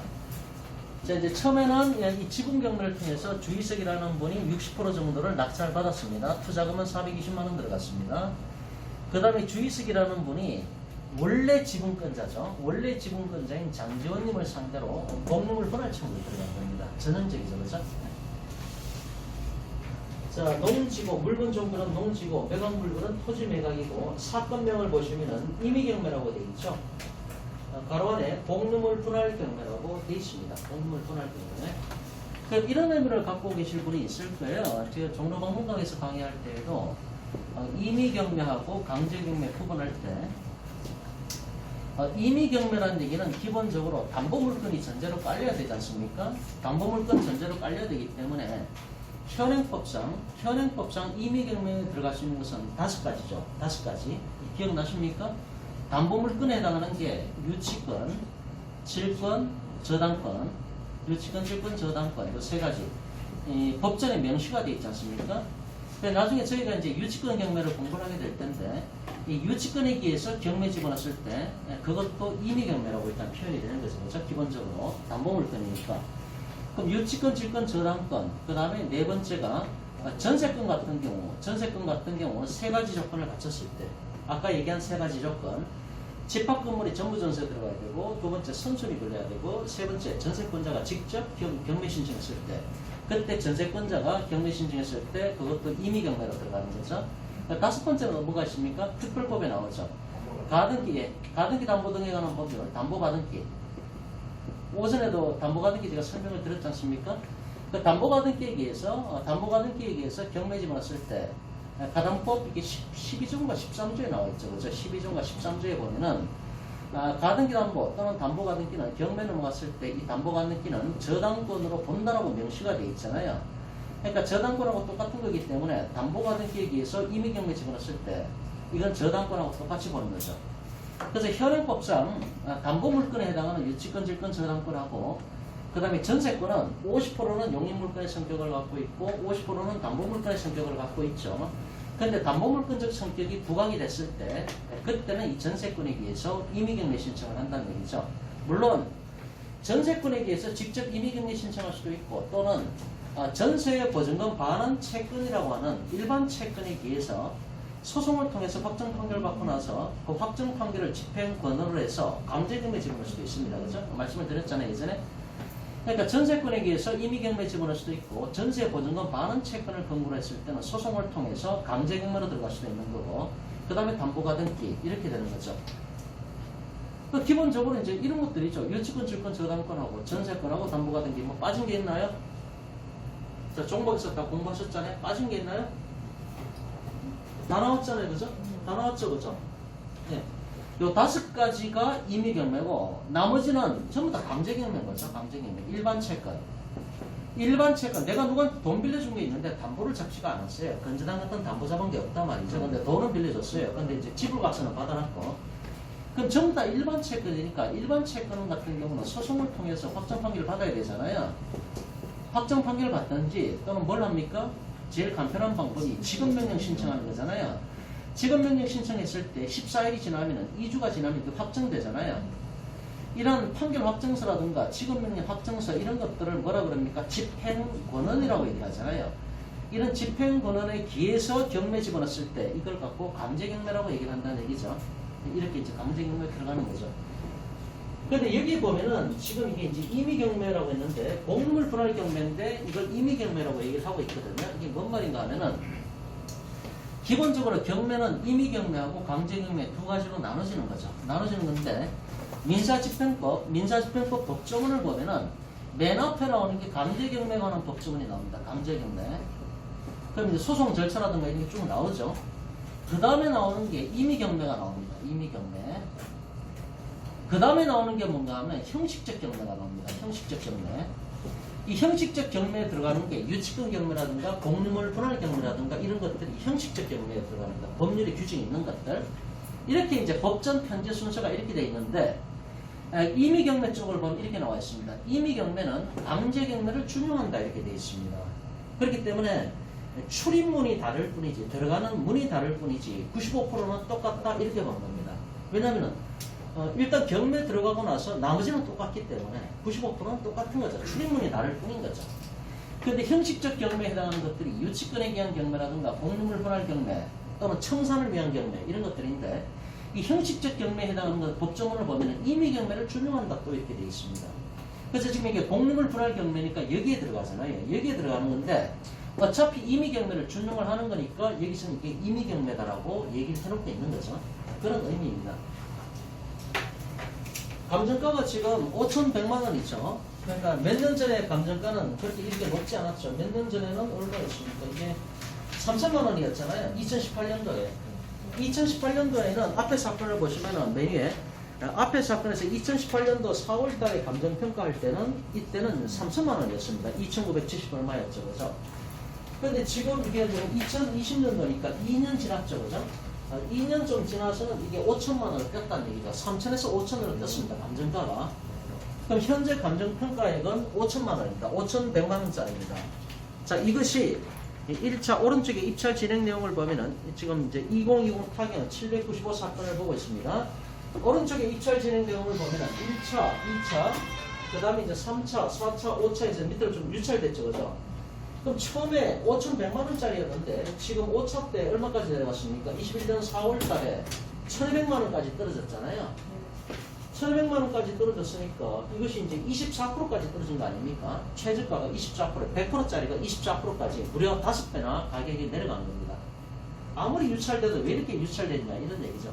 저희는 이걸 계속 보고 있었어요. 유찰되는 걸 계속 보고 있었거든요. 근데 아무도 입찰 안 들어가요. 왜 이렇게 유찰됐습니까? 뭐 문제가 있으니까 이제 입찰 안 들어갔겠죠, 사람들이. 그러니까 이제 낙찰 안 받은 거고. 뭐가 들어갔습니까? 아까 가처분 공부했잖아요. 껍데기 가처분이 들어가는 겁니다. 그러니까 말소 기준 권리 건저당, 즉 말소 기준 권리가 되는 건저당보다도 선순위로 가처분이 들어가 있었는데 그 가처분을 보면 그 가처분의 목적을 달성을 했거든요. 그 껍데기 가처분인데 일반인들은 그게 껍데기 가처분인 것 자체를 모르죠. 낙찰받으면은, 낙찰받고 나면은 내가 저 선순위 가처분을 내가 인수를 해야 되는 건가? 이렇게 생각을 한다는 얘기죠. 그럼 등기부를 바로 보겠습니다. 왜 이게 껍데기 가처분이 나면은, 한 두 장 넘기면 등기부가 나오잖아요. 자, 등기부 첫 번째 페이지를 보면은, 순위번호 1번에 보면은, 뭐, 공유 직원, 아까 뭐, 전정관씨 얘기가 나와 있고요. 멋쩍어서 쭉 나오는데, 맨 밑에 4번입니다. 지금 등기부 1페이지 보고 있습니다. 맨 밑에 4번에 보면 가처분 들어가 있죠. 가처분 들어가 있는데 2007년 1월 9일에 서울중앙지방법원에서 가처분 결정 내려졌죠. 근데 피보전 권리가 뭡니까? 소유권 이전 등기 청구권입니다. 채권자가 누굽니까? 장지원 씨죠. 그럼 장지원 씨가 지금 뭐라고 얘기를 하는가 하면 소유권이 나한테 넘어와야 된다라고 지금 주장을 하는 거예요. 소유권 이전 청구권이라는 얘기는 장지원 씨가 소유권이 저 사람한테 하는 게 아니라 내 앞으로 소유권이 넘어야 된다고 지금 주장을 하면서 가처분을 걸어놓은 거예요. 결과적으로 소유권 이전 등기 청구 소송을 제기하겠다 이렇게 하는 건 똑같습니다. 근데 그 다음에 보면은 자기 앞으로 이전 등기가 되거든요. 그 다음 페이지에 보면은 5번에 나와 있죠. 등기부 2페이지에 맨 위에 5번에 보면은 소유권 이전 됐죠. 소유자가 누굽니까? 장지원 씨라고 되어 있잖아요. 그러니까 소유권 이전 등기 청구권이라는 가처분을 걸어놨는데 그 다음에 보면은 자기 앞으로 이전 등기를 했어요. 그러면 가처분의 목적을 달성을 했지 않습니까? 이건 이제 껍데기 가처분이라고 얘기를 한다는 얘기죠.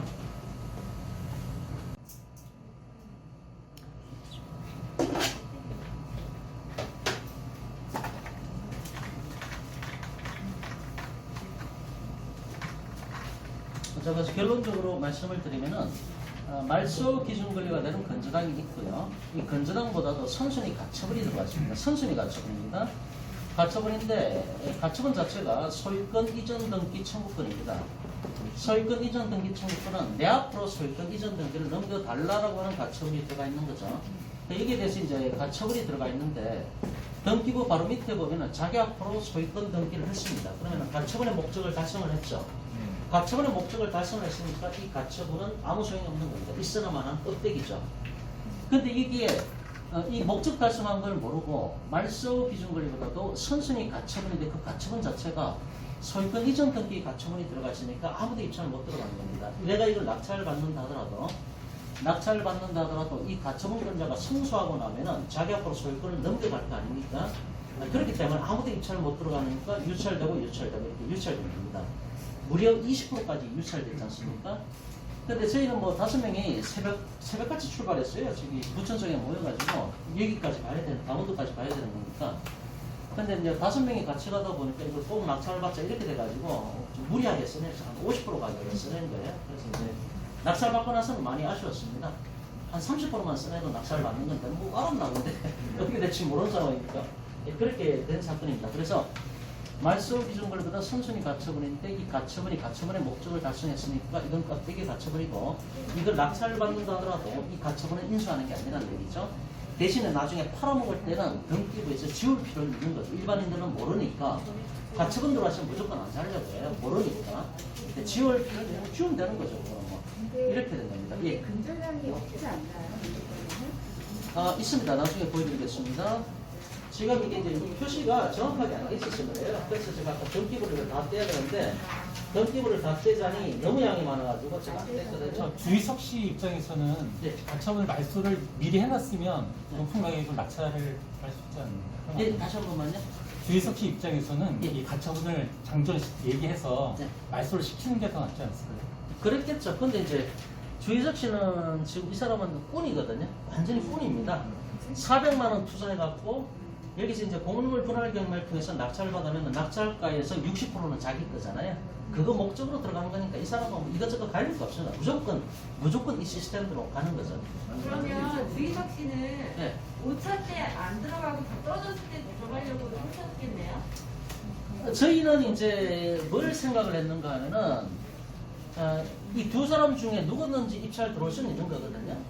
누구든지. 이 사람들이 과연 오겠냐라고 저희가 고민을 했었어요. 공물 분할 경매 해놓고 혹시 뭐 누구든지 낙찰을 받을 수가 있으니까. 근데 이제 저희가 주소지를 봤거든요. 주소지를 보니까 둘 다 잘 사는 사람들이야. 그래서 강남에 어디 뭐 그렇게 돼 있더라고 주소가. 이 사람들 안 올 거다. 이 강원도에 있는 견들이 땅을 이 사람들이 투자 목적으로 들어갔지 이걸 자기들이 농사 지으려고 그 생각이 안 들더라고요. 그래서 저희가 입찰 들어갔던 거고 경매 정보지 다시 봅니다. 2020 타경 795 사건 2020 795 사건입니다. 자, 두 번째 사건. 자, 1차 때가 5,100만 원의 감정가가 나왔는데 5차 때가 1,200까지 떨어졌죠. 그런데 낙찰가는 2,572만 원입니다. 50% 가격에 저희가 낙찰을 받았습니다. 입찰 4명이라고 되어 있는데 틀렸습니다. 입찰 5명이고요. 이 땡땡 왜 4명입니다. 이거 왜 틀리는가 하면은 법원 가보신 분도 아시겠지만 그 지지옥신에도 그 젊은 애들이 나와 있고요. 그 적는 애들이 있어요. 새파란 애들이 나와가지고 이제 제가 저번에 뭐 딴 법원 갔을 때도 쫓아나오면서 묻더라고요. 그 성함이 어떻게 되시냐고 이제 낙찰 받은 사람들 이름 적으려고 걔네들이 그냥 들어가면서 적는 거예요. 그러니까 오타도 많고 이런도 지금 5명이 들어가는데 무슨 왜 3명이야? 왜 2명이야? 이런 거는 이제 저기 걔네들이 알바생들이 하는 것으로 틀린 게 많습니다. 자, 됐고요. 그 다음에 밑에 임차인 현황 나와 있고 토지 등기부인데 그럼 아까 이제 질문하셨던 부분 중에서 농지증을 저희들은 미리 다 발급받았습니다. 5명이 공동으로 낙찰을 받을 때는 농지증 5개 다 들어가야 됩니다. 그 다음에 아예 낙찰을 받을 때 지분 비율까지 거기에다가 입찰 들어갈 때 다 서류에다 기재를 해야 됩니다. 저희들은 5명이니까 전부 다 5분의 1, 5분의 1, 5분의 1 이렇게 다 기재를 했죠. 20%씩 갖겠다. 나중에 등기부에도 그렇게 기재가 됐습니다.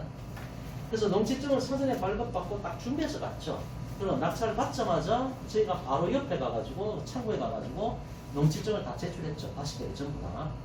근데 등기 공무원이 사전 발급이 가능한 거를 바뀐 지가 좀 됐는데도 그걸 모르고 있더라고요. 놀래가지고 아니 금방 낙찰 받았는데 어떻게 이렇게 농지증을 바로 갖고 오시냐고. 그랬더니 아니 바뀐 지가 지금 언제인데 아직 모르시냐고. 우리는 사전에 다 농지증 발급받았다. 수업 시간에 저번에 말씀드렸듯이 정부 24실 사이트 들어가가지고 농지 취득 자격 증명 치면은 검색하면 그 사이트가 나옵니다.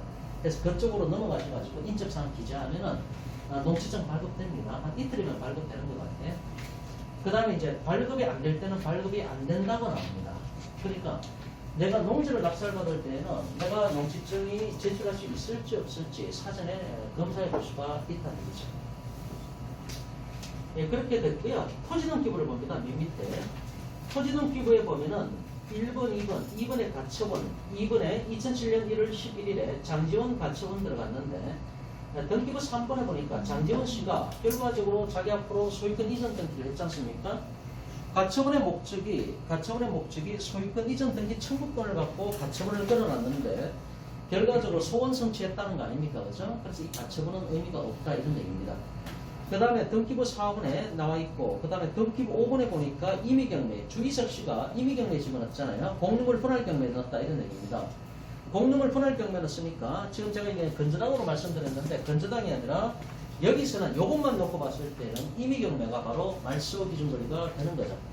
말소기준권리 건저가 변경전인데 앞에 아무것도 없을 때에는 보충적이고 2차적으로 경매에 계시던 비가 말소기준권리가 된다고 항상 말씀드렸지 않습니까?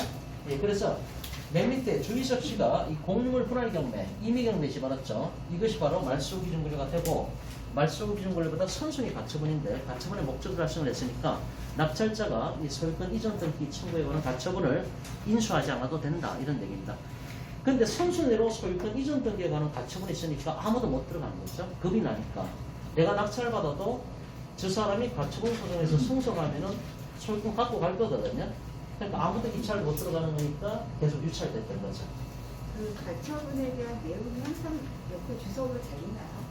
예, 가처분은 예, 모든 예. 거에 대해서 할 수 있다는 등기부에 다 있습니다. 예, 예. 그래서 등기부 오른쪽에 보시면 그 가처분의 목적이 뭔지가 항상 나와 있고 목적을 보셔야 됩니다. 별게 다 있어요. 가처분의 목적은 저쪽 별게 다 있어요. 자, 그 다음 페이지 전문가 멘트가 있습니다. 그 다음 페이지. 자, 나오죠. 본건의 가처분은 선순위로서 매수인에게 인수되는 권리이나 자, A번 이제 예외가 나옵니다. 자, 껍데기 가처분 얘기 나오죠. 가처분권자가 소유권을 취득하는 경우, 뭐 이 경우죠, 그죠? 가처분권자가 소유권 이전 등기를 목표로 가처분을 걸어놨는데 결과적으로 소유권 등기를 자기 앞으로 옮겨왔지 않습니까? 소원 성취했다는 얘기죠. 그래서 A번에 가처분권자가 소유권을 취득을 했다. B번 가처분권자가 경매 신청권자와 동일한 경우.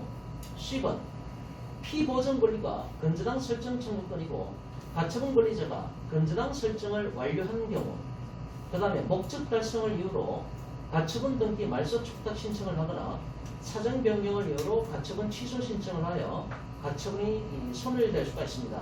이런 얘기들입니다. 이런 게 관련 논점을 알고 계시면 되는 거고요. 농지증 얘기가 나오는데 농지증 얘기 발급받아서 제출하라. 근데 마지막 줄에 가로 안에 보시면 나와 있죠. 정부 24시를 통하여 발급 신청이 가능하다 이렇게 돼 있지 않습니까? 네, 지금은 사전 발급이 가능합니다. 자, 넘어가서 매물서를 보시죠. 매물서. 매각물건 명세서에 사건번호 2020-795 사건이고 공유물 분할 경매라고 돼 있죠. 그리고 두 번째 칸에 보면은 중간에 최선순위 설정, 이 최선순위 설정이 다시 말해서 말소 기준 권리라는 얘기죠. 이 최선순위 설정하고 말소 기준 권리는 99% 같습니다. 99%. 1%는 다릅니다. 1% 같은 게 아닙니다. 참고적으로 알고 계시고요. 어쨌든 최선순위 설정이라고 나와 있으면은 이것이 말소 기준 권리가 되는 거고 2020년도 3월 12일에 경매 개시 등기가 바로 말소 기준 권리가 된다 이런 얘기입니다. 자, 그 밑에 한 두 칸 내려가서 보면요. 등기된 부동산에 관한 권리 또는 가처분으로 매각으로 그 효력이 소멸되지 아니하는 것 이렇게 나와 있는데 갑부순위 4번 소유권 이전 청구권 가처분은 아까 이제 그 선순위 가처분 얘기하는 겁니다. 자기 앞으로 소유권 이전 등기를 넘겨달라고 하는 가처분이죠. 그 가처분은 말소되지 않고 매수인이 인수한다 이렇게 되어 있습니다. 자 이렇게 되어 있는데 매물세까지 이렇게 낙찰자가 인수한다고 되어 있으니까 아무도 못 들어가요. 근데 그걸 여러분 이렇게 쓰죠? 몰라서 그런 거죠. 이 설명하는 사람들도 모르는 거죠. 예, 잘 모르고 그런 거죠. 그러니까 이제 이렇게 매물세 이건 법원에서 나오는 거잖아요. 매각물건면세에서 이렇게 써놔버리니까 아무도 입찰 못 들어간 거예요. 법원 공무원조차도 낙찰자가 인수를 해야 된다 이렇게 나버리니까. 근데 그 가처분의 목적을 달성했으니까 아무 문제가 안 됩니다. 그래서 저희는 이제 계속 있었죠. 매물세 잘 나왔다. 그래야 입찰 안 들어가니까 사람들이 자꾸 떨어지더라고요. 그래서 5차까지 들어갔는데 그래도 이번에 낙찰을 받아야 되니까 일단 반값 내자 해서 그렇게 쓰는 겁니다. 그렇게 됩니다. 비고란에 맨 밑에 비고란에 보면은 농지점 제출 필요하다 이렇게 나와 있죠. 미제출 시 보증금 못 수당한다 이렇게 되어 있습니다. 자 등기부는 뭐 그렇게 나와 있고 그러면 이제 앞에 바로 앞에 그 낙찰가를 한번 볼게요. 이번 경매 사건에서 낙찰가가 얼마가 나왔습니까? 2,572만 원이잖아요. 결과적으로 이렇게 공유물 분할 경매에 들어갔을 때 이 공유물 분할 경매는 지분이 나오는 게 아니라 이 부동산 전체가 통으로 나온다고 말씀을 드렸고요. 여기서 이렇게 공유물 분할 경매가 나왔는데 이 주의석이가 앞에 사건에서 420만 원에 60%를 낙찰받았지 않습니까? 그 다음에 이 주의석이가 이 지분권자, 공유 지분권자인 장지원이를 상대로 공유물 분할 청구를 한 겁니다. 공유물 분할 청구를 했으니까 이것은 형성권에 해당한다고 말씀을 드렸죠. 공유물 분할 청구권은 형성권이니까 이 장지원이는 좋든 싫든 협상 테이블에 무조건 앉아야 됩니다. 어떤 식으로도 분할해야 된다는 얘기죠. 단순한 청구권이 아니라 형성권이기 때문에. 그런데 협의 분할이 원칙이라고 그랬잖아요. 협의 분할. 근데 이게 안 되잖아요. 그럼 뭡니까? 재판장 분할로 가야 되는 거죠. 재판장 분할. 재판장 분할 가니까 판사가 공유물 분할 경우에 집어넣어가지고 낙찰가가 나오면은 그걸 지분 비율대로 나눠 가지라 이렇게 되는 겁니다. 근데 얼마에 낙찰 받았습니까? 2,572만 원이죠. 이 전체 이 부동산 180평 토지 180평 전체에 대해서 2,572만 원에 낙찰 받은 겁니다. 그럼 이걸 갖다가 6대 4로 나눠야 되잖아요. 그럼 이 중에 60%는 주의석식 거거든요. 그럼 60%면 얼마가 됩니까? 대략 얼마 되죠? 제가 산수를 못해요. 1,500. 그냥 뭐 1,600 잡고요. 그냥 계산을 지금 얼마인지 모르겠는데 1,600 잡고 그럼 이 사람이 투자를 얼마 했습니까? 420만 원 투자해갖고 이제 1,600을 벌은 거예요. 그러면 4, 4, 16 한 400% 수익이 되잖아요. 그래서 종잣돈이 부족하신 분들은 이렇게 소액 투자를 하셔야 되거든요. 경매 공부를 하실 겸. 그래서 종잣돈이 내가 한 1,000만 원 안쪽이다. 그러면은 지분 경매 하셔가지고 대신에 이 사람도 몇 년을 걸렸잖아요. 그러니까 몇 년, 2년 잡으시고.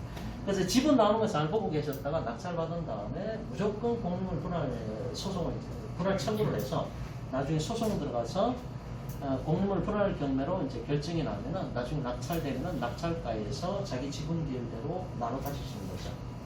그래도 뭐 퍼센티지로 치면은 뭐 할 만한 장사죠. 400만 원 투자해서 1,600을 벌었으니까 한 3배, 4배 정도의 수익을 올렸죠. 그러니까 이렇게 이제 진행이 된 사건입니다. 이게 이제 공유물 분할 경매가 되는 거죠. 그 당시 이거 2,500에 낙찰 받으실 때는 이 땅값을 어느 정도 생각하셨어요? 역시 감정가는 그 당시 5천만 원이었으니까 그 당시 감정가. 감정가는 받을 수 있다 생각하고 들어가셨어요? 예. 그래서 저희들 같은 경우는 이걸 이제 반값에 낙찰 받았는데 1년간은 저희가 이제 아까 말씀드렸잖아요. 이제 뭐 옥수수 한 가마니 준다고 이래 그거는 안 된다. 그건 도저히 그건 받아들일 수가 없고 그래서 몇십만 원 받아서 이제 회식하는 걸로 그렇게 얘기가 됐고 1년 지나고 난 다음에 저희가 다시 매물로 내놓으려고 그래요. 매물로 내놓는데 저희는 5천에 팔려고 그래요. 그럼 막말로 2,500에 샀잖아요. 2,500에 사가지고 5천에 파는 거니까 수익률이 한 100%는 나오잖아요.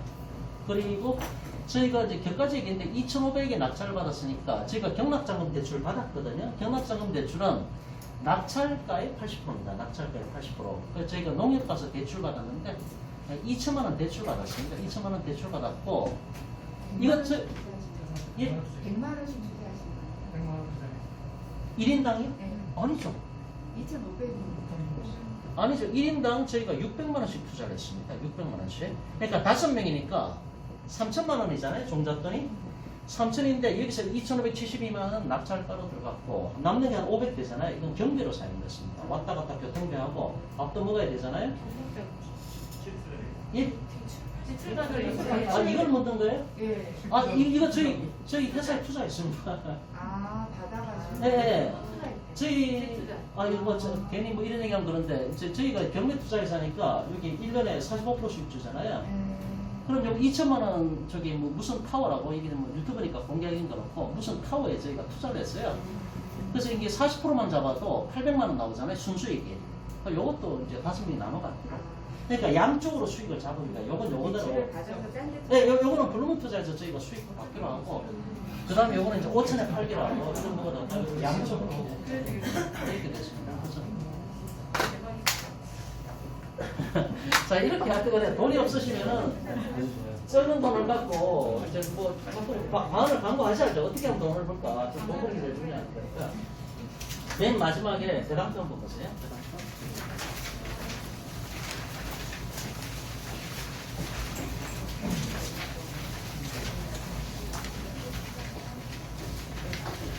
자, 배당표를 보면은 2020 파견 795.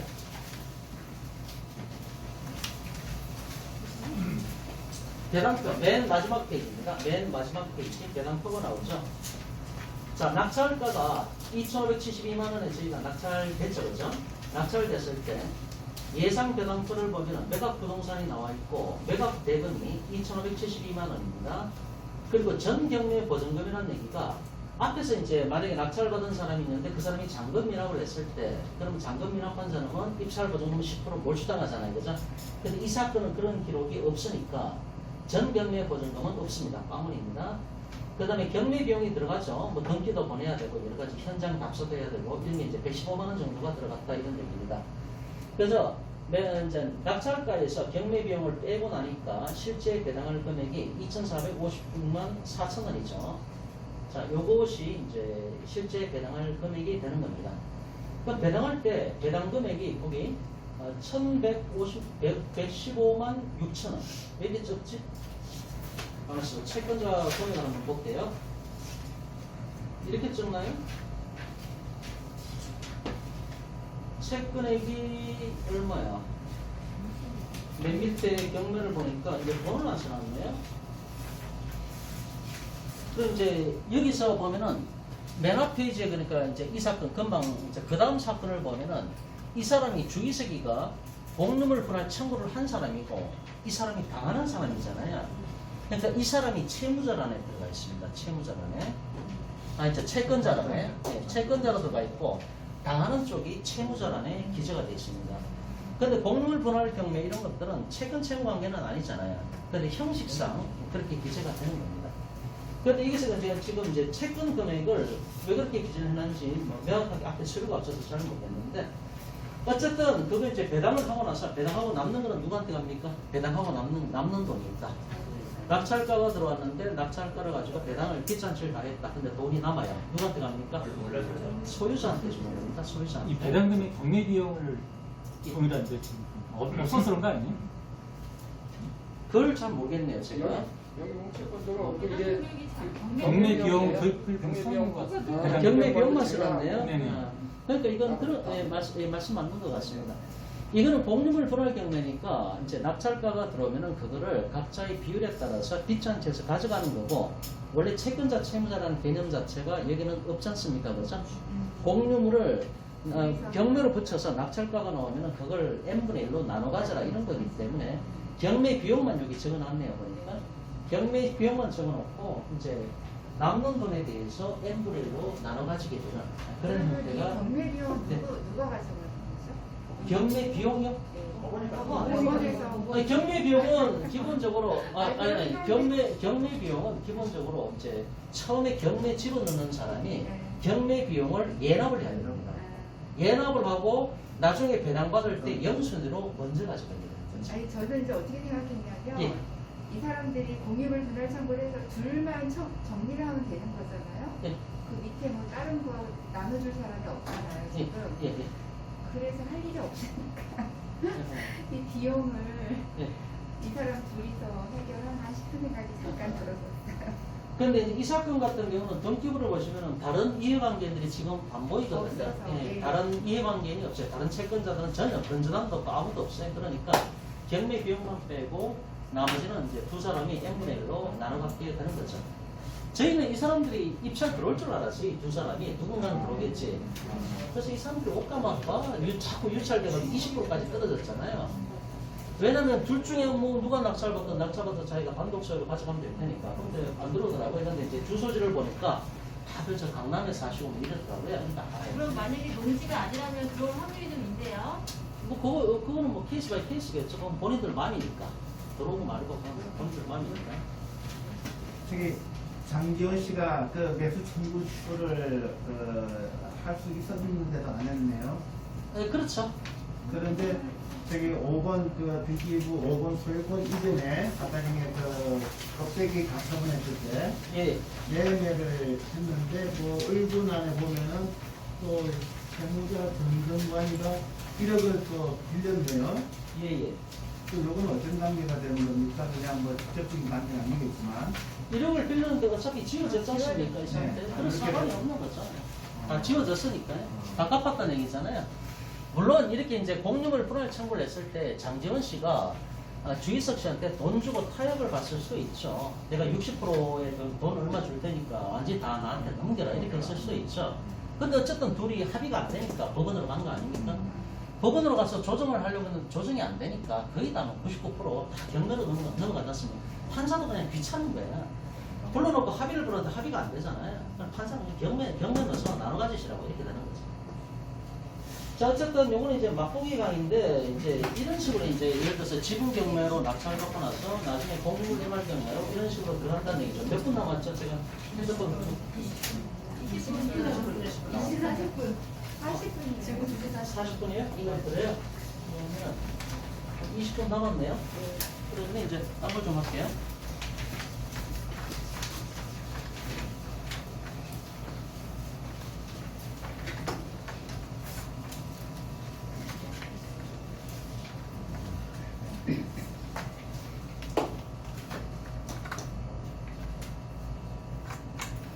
프린트본을 오늘 준비를 못했는데 다음 시간에 좀 나눠드리고 일단 먼저 설명을 좀 드리면은 이게 이제 공유죠. 공유. 지금 저희가 공부하는 게 이제 기본적으로 공유.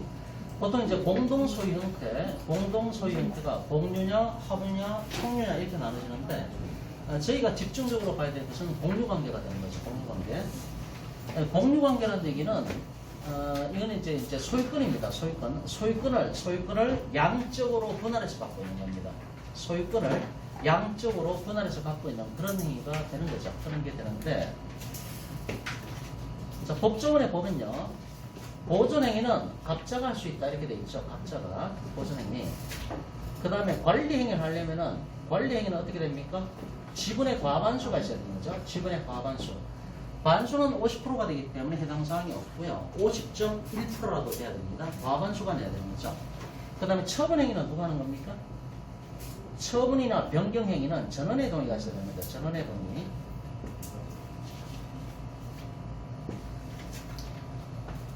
그러면 이제 보존행위, 관리행위, 처분행위. 처분행위는 전원의 동의가 있어야 되는데 문제는 이 부분이죠. 보존행위하고 관리행위 이 부분입니다. 그렇죠? 그럼 예를 들어서 이제 아까 이제 공유지분도 나왔지만은 이렇게 예를 들어서 A하고 B라는 사람이 있는데 이 지분 비율이 50대 50인 경우도 있고 또는 60대 40인 경우도 있고 또는 얘도 40이고 얘도 40인데 C라는 사람이 또 있다라고 했을 때 이 사람이 20이고 그러면은 40대 40대 20인 경우에는 과반수 지분권자가 없잖아요. 그죠? 전부 그냥 과반수 안 됩니다. 그죠? 반수 안쪽이죠. 그럼 이런 경우는 전부 다 소수 지분권자가 되는 겁니다. 세자란다. 자, 어쨌든 간에 이런저런 경우가 있는데 이런 경우에 어떻게 될 것인가 이런 얘기죠. 그걸 잠깐 좀 보겠습니다. 처음에 이제 만약에 과반수 지분권자다. 내가 지분이 경매로 나왔는데 내가 그 지분을 낙찰받았는데 그 지분 자체가 낙찰받은 지분 자체가 과반수 지분권입니다. 그럼 땡 잡은 거죠. 그러니까 기준 자체가 지분 경매로 물건이 나왔을 때 그 지분 자체가 과반수일 때 들어가시는 게 낙찰자 입장에서는 가장 유리한 겁니다. 자기 마음대로 할 수가 있는 거거든요. 왜 그런가 이제 그걸 봐야 되는 거죠. 내가 만약에 과반수를 낙찰받았다 이런 얘기죠. 과반수를. 그럼 내가 A라고 했을 때 내가 A입니다. 그러니까 원래 있던 사람이 B, 원래 거기 살고 있던 사람이 B. 근데 남편이 근저당 설정을 하고 돈 안 갚으니까 남편의 과반수 60% 지분이 나한테 넘어왔다는 얘기죠. 내가 낙찰을 받았고. 그럼 그런 상태에서 내가 이게 60대 40이라고 전제를 깔을게요. 이 사람이 옛날 와이프인데 지금 그 집에 살고 있는 사람이고 아파트를 낙찰받았다고 했을 때 내가 남편의 60% 지분을 내가 낙찰받았다는 얘기죠. 그럼 어떻게 될 거냐? 그럼 과반수 지분을 내가 낙찰받은 거거든요. 이런 경우가 있고 그 다음에 과반수가 아니라 이제 뭐라고 표현할까? 반수 안쪽이고 소수 지분권. 만약에 이것이 이제 40대 60이다. 그 거꾸로 된 경우도 있을 거 아닙니까? 그럼 내가 40%를 내가 낙찰받았을 때 어떻게 될 건가? 또 경우에서는 또 하나 있죠. 반수. 50%, 50대 50인 경우가 제일 많거든요. 반반이잖아요, 보통. 근데 50을 내가 낙찰받았을 때 내가 행사할 수 있는 권리가 어떤 것들이 있는가 이런 걸 봐야 되는 거죠. 그러면 만약에 과반수 지분 60이 경매로 나와서 60%를 내가 A인데 내가 낙찰받았다. 이랬을 때 내가 할 수 있는 권리, 내가 여기 살고 있는 B를 상대로 나가라고 할 수가 있는 건가? 이런 권리들을 좀 봐야 되는 거예요. 낙찰받고 나서. 그러면은 보존행위는 각자가 할 수가 있죠. 그러면 이제 기본적으로 첫 번째 보존행위 가능합니다. 두 번째 관리행위를 하려면 과반수 지분인데 내가 과반수를 낙찰받았지 않습니까? 그럼 내가 과반수권자인 거야. 그러면은 내가 두 번째 관리행위도 가능하죠. 근데 B라는 사람은 어떻습니까? B라는 40을 갖고 있죠. 보존행위는 지분수에 관계가 없습니다. 각자가 단독으로 할 수가 있는 거죠. 그러면은 B라는 사람도 역시 보존행위는 가능합니다. 근데 두 번째 B라는 사람은 관리행위는 못하는 거죠. 왜냐? 과반수가 아니니까 못하는 거죠. 자, 이렇게 정리가 됩니다. 그럼 뭔 말인가 하면은 보존행위는 뭔가 하면은 쉽게 말하면 인도청구권입니다. 인도청구권. 내놔 이러면 내놔. 관리행위라는 얘기는 이게 목적물의 점유를 누가 할 수 있는가 이런 문제거든요. 관리행위는. 그러면은 내가 60%의 지분을 낙찰받고 나서 기존에 살고 있던 B한테 뭐라고 얘기를 하는가 하면은 이렇게 얘기를 하는 겁니다. 내가 지금 60% 지분을 갖고 있으니까 나는 보존행위도 가능하고 관리행위도 가능하다. 이렇게 주장을 하는 거죠. 그럼 보존행위에 근거해서 그 아파트를 나한테 내놔라 이렇게 얘기할 수가 있는 겁니다. 아파트 내놔. 내가 살 거야. 이렇게 얘기할 수가 있는 거죠. 그 다음에 관리행위는 뭔가 하면은 내가 목적물을 점유해서 나 혼자 단독으로 사용하겠다. 이게 가능하다는 얘기입니다. 과반수 지분권자는. 그럼 여자를 쫓아내는 거죠. 여자를 쫓아내고 나서 나는 과반수 지분을 갖고 있는 사람이니까 관리행위를 독단적으로 내가 할 수가 있는 거니까 이 아파트는 나 혼자 살겠다. 이게 가능하다는 얘기입니다. 과반수를 낙찰받았을 때는. 그러면은 와이프라는 사람은 뭐라고 얘기를 합니까? 웃기는 소리 하지 말라. 나는 관리행위는 못하죠. 왜냐면 과반수 지분권이 아니라 40%밖에 안 갖고 있으니까. 관리행위는 못하지만 나는 보존행위는 할 수가 있다. 보존행위 자체는 지분 비율에 관계가 없습니다. 0.1%만 갖고 있어도 보존행위는 가능하다는 얘기죠. 그럼 나도 니한테 인도청구권 행사하겠다 이렇게 나오겠죠. 그죠? 그러면은 보존행위에 의해서 A가 B를 상대로 인도청구권 행사하고 그 다음에 B는 역시 보존행위에 의해서 B가 A를 상대로 인도청구권 행사하고 그럼 계속 이렇게 핑퐁이 되는 거다. 그러니까 주거니 받거니 끝이 안 난다. 끝이 안 나기 때문에 실제로 재판을 들어가면 어떻게 하면 되는가 하면은 보존행위에 의해서 인도청구권 행사했을 때 B가 A를 상대로 나도 맞짱 뜨겠다. 나도 인도청구권 행사하겠다. 이렇게 나올 수가 있잖아요. 그죠? 그랬을 때는 재판 결과가 어떻게 나오는가 하면은 이 과반수 지분권자는 관리행위까지 가능하잖아요. 관리행위라는 얘기는 목적물의 점유를 이 사람이 단독으로 사용할 수 있는 겁니다. 이 사람 손을 들어줍니다. 결과적으로. 그러니까 결론적으로 말씀드리면은 내가 과반수 지분을 낙찰받았을 때는 이 B를 몰아내고 나 혼자 그걸 쓸 수가 있습니다. 이걸 아시면 돼요. 나 혼자 쓸 수가 있습니다. 대신에 60대 40이면은 이걸 만약에 월세를 줬다. 그럼 월세가 100만 원 들어오게 돼 있다. 그러면은 40만 원은 얘한테 줘야 됩니다. 쫓겨나간 사람한테 줘야 됩니다. 그건 별개의 문제입니다. 그 과반수인 경우는 이렇게 되는 거고 만약에 소수 지분권자가 거꾸로 됐다. 내가 40이고 B라는 사람이 60이다. 그럼 이 법률 관계는 완전히 뒤집어지는 거예요. 거꾸로 되는 거예요. 결과적으로 나는 뭐라 그럽니까? 나는 거꾸로입니다. 이게 이쪽으로 오고 이게 이쪽으로 오면 되는 겁니다. 이게 이쪽으로 오고요. 그럼 결과적으로 나는 보존행위는 가능하지만은 관리행위는 못하죠. 이게 소수지분권자니까. 근데 60%의 지분을 갖고 있는 옛날 와이프 되는 사람은 역시 보존행위 가능하고 두 번째는 관리행위가 가능합니다. 그럼 이랬을 때 이 아파트를 누가 쓰냐? 이 여자가 쓰는 거예요. 여자가 다 쓰는 거예요. 왜? 점유권을 이 사람이 갖고 있으니까. 이게 관리행위는 과반수 지분을 갖고 있는 사람이 관리행위를 할 수 있는데 이 관리행위라는 것은 목적물의 점유에 관련된 겁니다. 또는 자기가 전부를 사용하든지 또는 제3자한테 세를 줄 수 있는 권한도 60% 지분을 갖고 있는 사람이 행사를 하는 겁니다. 이렇게. 그럼 결과적으로 누구한테 가는 겁니까? 이 사람이 다 갖고 가는 거죠. 대신에 마찬가지입니다. 60대 40이니까 월세가 100만 원이면 그 중에 40만 원은 이 A한테 줘야 됩니다. 얘 갖고 가. 그건 별개 문제가 되는 거죠. 그럼 반수일 때는 어떻게 됩니까? 둘 다 반수잖아요. 50대 50이잖아요. 여기는 과반수가 안 나오잖아요. 근데 이제 대다수의 경우가 이런 경우거든요. 반만 갖고 있죠. 반만 낙찰받고 하는 거니까. 그럼 이런 경우에는 둘 다 보존행위는 가능합니다. 보존행위는 가능하고, 두 번째, 관리행위가 가능하냐? 과반수권자가 아니잖아요. 둘 다 관리행위는 못하는 거예요. 이렇게. 그러니까 보존행위만 가능하다. 그럼 보존행위에 의해서 이렇게 서로 주거니 받거니 하면 이제 핑퐁 싸움이 되는 거죠. 그죠? 그러니까 이런 경우에는 적정선에서 어쨌든 간에 그 사용 방법에 대해서 합의를 봐야 되는 거죠. 그래서 최근에 대법원 판례가 바뀐 게 있는데 그거는 제가 다음 시간에 좀 소개를 드리고요. 유치권 얘기 잠깐 할게요. 어차피 그쪽을 다 해야 되는 거니까.